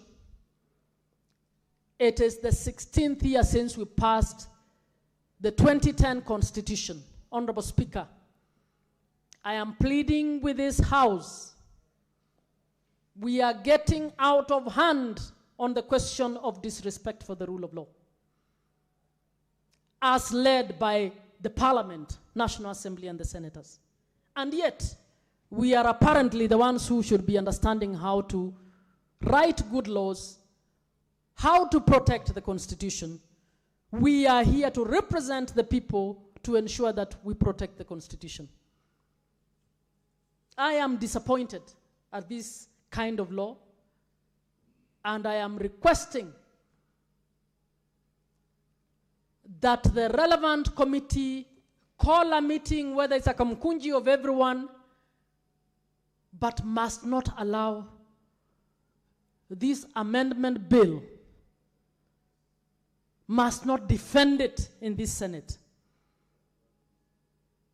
Let us do what is right. Let us find the language to persuade the National Assembly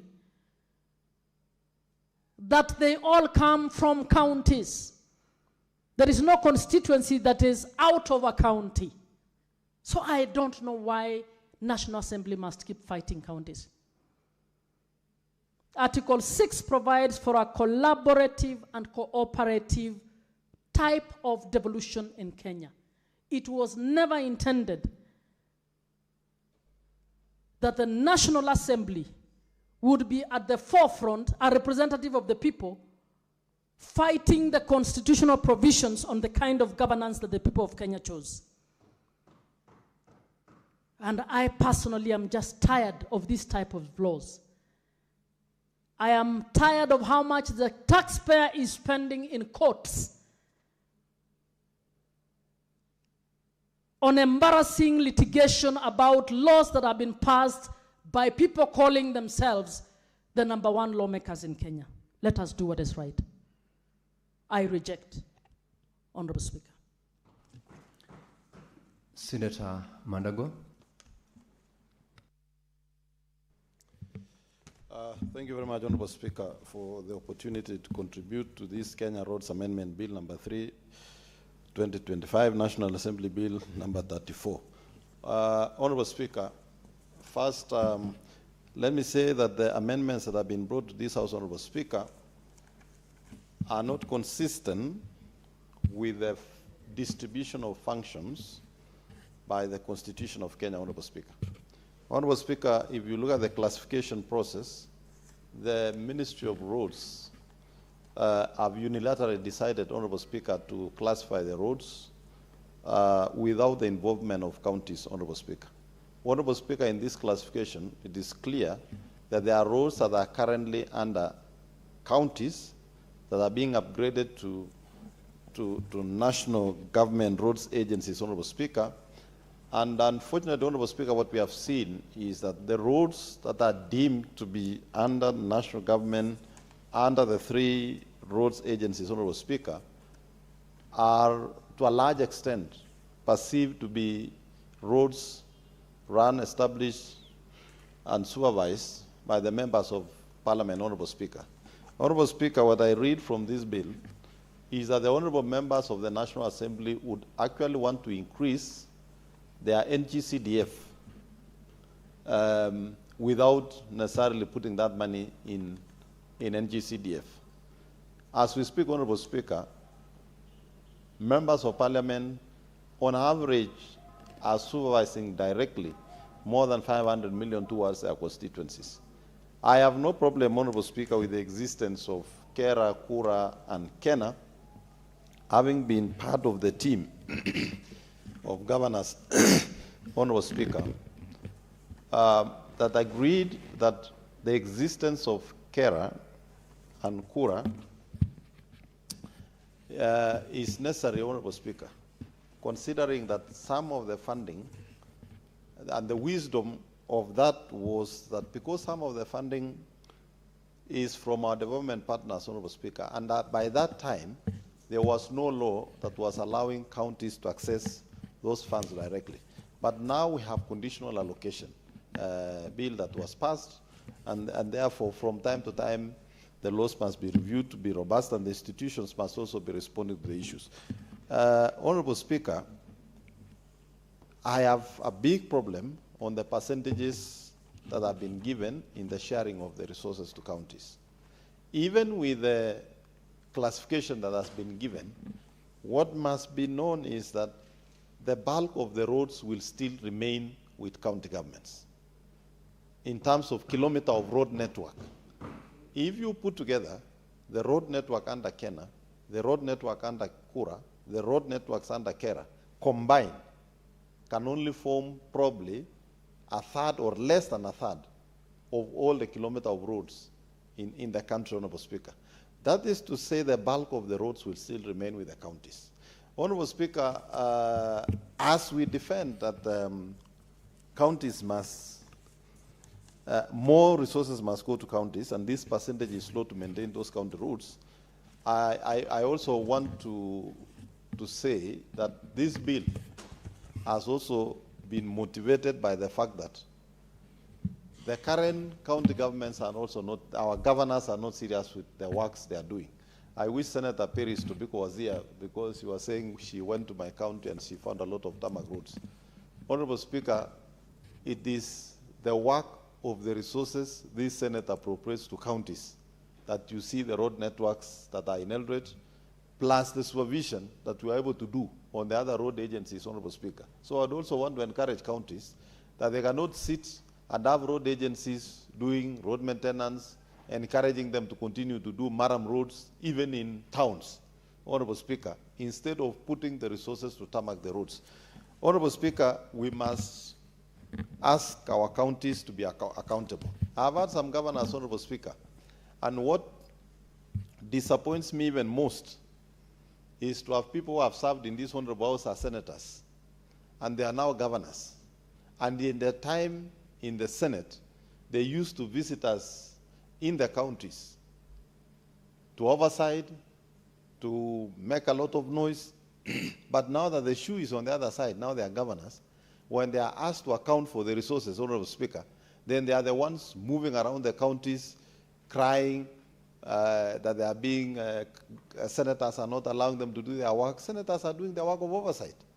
So we want to ask governors also to be responsible and deploy resources in development and the service of the people of the county, Honorable Speaker. And that is why with a lot of difficulty, we would want to see the percentage that has been allocated to counties increased. Honorable Speaker, 5% is extremely very low.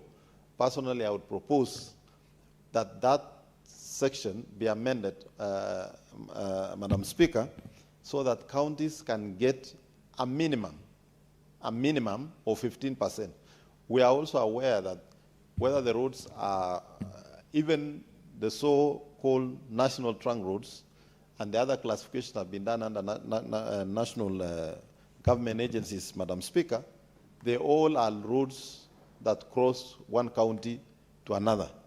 We have, and we therefore personally have no problem with those road agencies existing and doing what they have been doing, but they have a problem in the amount of allocation that has been allocated to counties. I therefore propose that this law be amended to allow counties to access 15%. The other problem I have with this law, Madam Speaker, is the fact that Kenya Roads Board seems to be usurping the powers of the county. County governments are independent entities, and I don't expect the amendments that have been done to look like now county governments are reporting to Kenya Roads Board. They should maintain the relationship that has been existing between county governments and the Kenya Roads Board, Madam Speaker. Madam Speaker, previously, Kenya Roads Board was dispersing funds, and counties were responsible for the plans, and the funds were being released to counties. We don't want a situation where, Madam Speaker, Kenya Roads Board can arbitrarily stop funds to a county on grounds that I would say would not be sufficient, Madam Speaker. Madam Speaker, I therefore want to say that This law needs major amendments if it has to be passed by the House to make sure that the functions that have been assigned to counties, resources commensurate to the number of kilometers that remains in counties, are availed to county governments so that they are able to. And county governments then must also deploy the resources as required for roads and road maintenance, Madam Speaker. Madam Speaker, it is disappointing to see county governments spending money in the guise of making roads, but there are no roads, Madam Speaker. And I will tell you, in my own county, Madam Speaker, recently my governor launched a program that they are partnering with NYS. They had already provided about 600 million in the budget for that exercise. The program collapsed midstream, Madam Speaker. The same county now decided that they were going to get local contractors to do the job at a cost of 11 million in every ward, Madam Speaker. Unfortunately, Madam Speaker, you would find the same contractors who have been contracted are using county government equipment, Madam Speaker, and they will be paid for the entire contract after using county government's machinery. We must tell our counties to be accountable and responsible in how they are using the resources that have been given. And this is what is motivating National Assembly to come up with such bills, Madam Speaker. If our counties were efficient in what they are doing in the roads, we would not be having these kind of bills, because even members of parliament themselves will be embarrassed to come up with such bills. Some counties probably are suffering extremely, and they see the roads being done under care by the members of parliament probably doing better than what county governments are doing.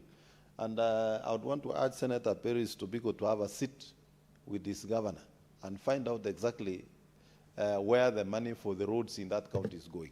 Madam Speaker, it cannot be that governors also want to sit pretty, blame national government, that they are not, national government is taking their functions away, while even the roads, even the small roads, the villages, Madam Speaker, are not motorable.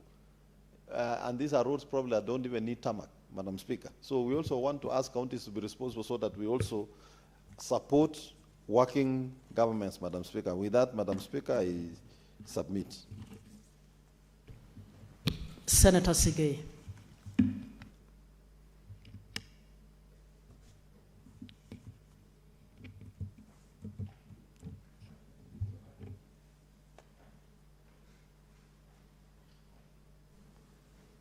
Thank you, Madam Speaker, for giving me the opportunity as well to comment and make my contribution to this proposed amendment to the Kenya Roads Amendment number 3 Bill of 2025. And Madam Speaker, from the very onset, I want to echo the sentiments of my colleague senators, Senator Mungatana, Senator Mogeni, and yourself, as well as those other senators who have taken time to read this particular proposal and have objectively contributed to issues which are directly against the desired role and mandate of this House, that is protecting devolution, and the intention by this proposal, Madam Speaker, to take away the gains that we have received out of devolution. And Madam Speaker, the absence of a memorandum of objects on this particular bill is mischievous. Earlier on, Senator Sifuna did indicate to the House, Madam Speaker, the fact that every other bill ordinarily, by practice, and also a requirement of the law, should have a memorandum of objectives. Why is it that a draft bill, a proposal to build or to amend any act of parliament or law, it must have a memorandum of objectives to guide on the reasons behind that particular proposal. In this particular bill, Madam Speaker, that originates from the National Assembly and has been signed by the clerk of the National Assembly as well as the Speaker of the National Assembly, do not have that memorandum of objectives. Is it that it was intentionally left because of the content of the proposals inside here? Your guess, Madam Speaker, is as good as mine, and I say, therefore, that absence alone is something that we must take note of. Secondly, Madam Speaker, the principal objectives of the Senate under Article 96 is to protect devolution. A number of proposals starting from clause 3, 4, 5, and lastly 6, Madam Speaker, are proposals which take away the mandate of the devolved government. It takes away the mandate of the House by extension, because the classification aspect on the roads, Madam Speaker, under the second schedule of this particular draft takes away the role of the county government. And as a matter of fact, it requires the county government to make a written request to the cabinet secretary relevant for roads to either approve or otherwise not. Madam Speaker, that alone in itself is clawing back on the gains that we have achieved as a country from devolution, from the period that we had the new constitution blessed, and also on the creation of county governments. Notwithstanding, Madam Speaker, the challenge and the rampant corruption that we speak about almost in every statement we make in this House, because part of the main mandate and role of the Senate is to protect devolution and also conduct oversight. The oversight in itself, Madam Speaker, is where we are looking at what has not been done appropriately, properly by county governments, and the gains that we have had as a country out of devolution, notwithstanding corruption, as I've said, and misuse of resources that we send out to counties in itself, Madam Speaker, should not and cannot justify such a law that we have been given, and therefore it cannot be supported by this House, because any law that claws back on benefits of devolution should be rejected. And Madam Speaker, I, from the very onset, states that this bill is a candidate for rejection. I will, Madam Speaker, be very specific now on the specific provisions that directly are against the gains that we desire to protect as a House. And Madam Speaker, before I could do that, let me just comment on one particular positive proposal on this particular bill, and that is a proposal under clause 4, proposing to amend section 47 by introducing section 47B and 47B3, where, Madam Speaker, the proposal seeks to make it an offense for anybody, including a county governor, from erecting any signage on any road that has been made which bears the name, image, or likeness of such a person. This, Madam Speaker, is a very good proposal, because what we experience out there is that a member of county assembly, together with a member together with the governor, erects billboards, which, if you were to evaluate the cost of such an erected billboard, Madam Speaker, is almost the value of the work that has gone into the construction of that road. The introduction of subclause 3 that makes it an offense is a welcome move, because this will take away ownership by individuals of projects which have been funded by the taxpayer. Public resources have been used, and that project does not belong to either the governor or a member of county assembly. And secondly, the designation, because the proposal has made has given a mandate to the cabinet secretary to designate the extent of the signage that will be required in terms of size, and by extension, Madam Speaker, reduces the cost, but expressly denies the option to the governor or anybody else, including even members of parliament, by erecting billboards or signages that bears their name, images, or likeness. What I would only propose, Madam Speaker, is to enhance the fine that is provided for under 47B4, which provides that a person who contravenes the provisions of subsection 3 commits an offense and shall be liable upon conviction to a fine not exceeding 1 million shillings or imprisonment for a term not exceeding 2 years or both. I feel, Madam Speaker, that this amount of 1 million is not punitive because we are dealing with billions of shillings in terms of resources allocated for projects, and I would propose that even if it is any other proposal to amend on this particular one, we should enhance the amount to be more punitive so that it acts as utter deterrence to anybody who is contravening this particular law to 5 million shillings and imprisonment of a term not exceeding 2 years or to both. That way, Madam Speaker, it will act as a complete deterrence to those who are going to contravene the law. Madam Speaker, as regards the provision under Clause 5 on the first schedule on the classification of roads, members have spoken into this. Number one, Madam Speaker, is that the county government should and must play a role in classification of the roads, such that under Part A, where we have got which are bigger and are not necessarily what they have described as Class D roads, which are inter-ward roads, which forms small routes or moderate length that connects one village or link one ward to the other. The classification of constituency roads, a colleague here has submitted that Senator Mungatana, should not be distinguishable from the county roads because a constituency, Madam Speaker, is within a county, it is within a ward, and therefore this classification process should not be left as a reserve to the cabinet secretary as it is, but the county governments must play a role.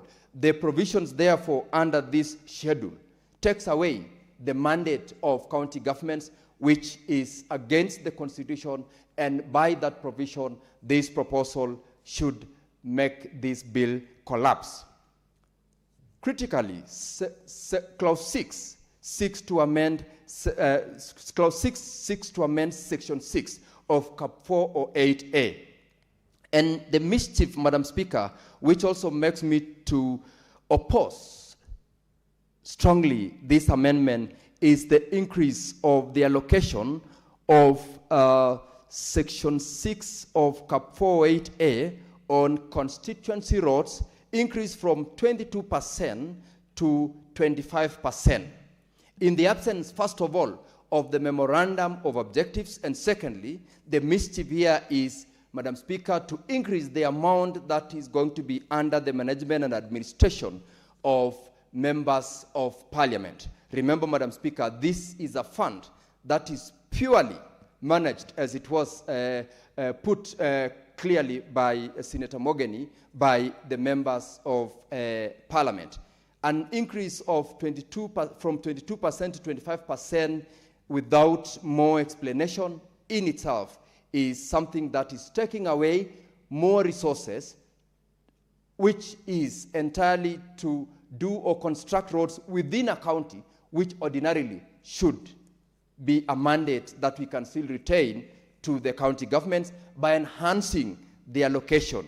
Similarly, the proposal under 6.2b to reduce from the 10% to 7% on amount of resources that are normally utilized for construction of link roads from constituency to constituency is still unexplained, because this reduction is ordinarily on resources which are managed again by either the member of parliament or by the county or rather the regional KERA or KURA coordinators.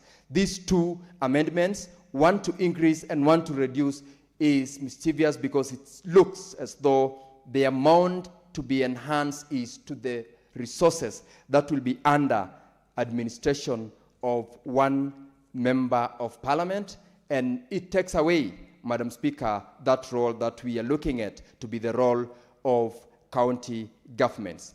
The allocation of 5% of the allocated fund to be allocated to county governments under Article 202, Sub-Article 2 of the Constitution, Madam Speaker, is equally wrong, in the sense that if shareable revenue, we are talking of the constitutional requirement of 15%, we should enhance this amount from 5% to what the Constitution provides, being 15%, and by extension then enhance the administration, management of such resources and reduce corruption. This way we will be taking work and we will be taking the role of county governments and also service delivery closer to the people rather than reducing the amount of allocation.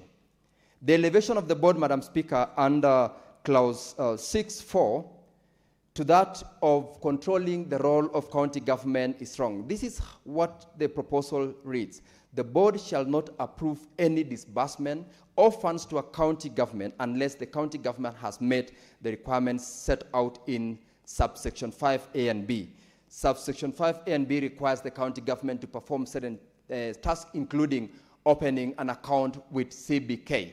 This provision elevates the board to be superior to the county government, which, Madam Speaker, is unconstitutional because our county governments are indeed protected by the Constitution. Similarly, the requirement that county governments, whenever they are setting up standards, are supposed to comply with the standards and maintenance procedures on rehabilitation and development of roads as set out by the cabinet minister, is also elevating the cabinet minister to be superior, and therefore nothing can be done by the county governments unless and until such approval is given by the cabinet minister. Madam Speaker, clearly this bill, or rather this proposal to amend the Act, has been brought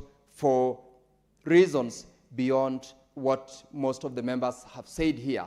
And it is going not only to take away a lot of the mandate of the county governments, it will also take away the mandate of this House, and by extension, it claws back on the gains that we have achieved by complying with the provisions of the Constitution. And therefore, I also want to say that this bill should not be passed.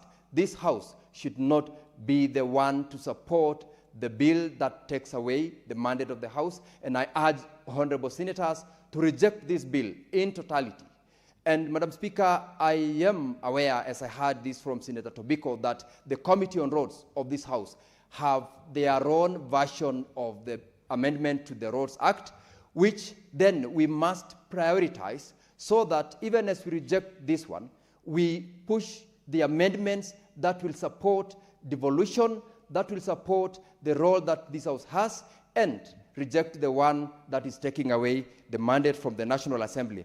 And in the event that this bill were to pass, or in the event that a mediation committee was to be set, several serious amendments must be made to this particular proposal in order to make sure that we protect the mandate of the House, we protect the mandate of our county governments, and we also maintain the gains that we have achieved, including, of course, the proposal which I am supporting here that seeks to deny the governors, members of parliament, and members of county assemblies their images on projects which have been funded by public resources in order for them not to be used as campaign tools and campaign strategies where an individual says, I have done this, when instead such a project has been constructed or has been funded by public resources. I therefore then, Madam Speaker, as I conclude, reject this bill and oppose it. Thank you.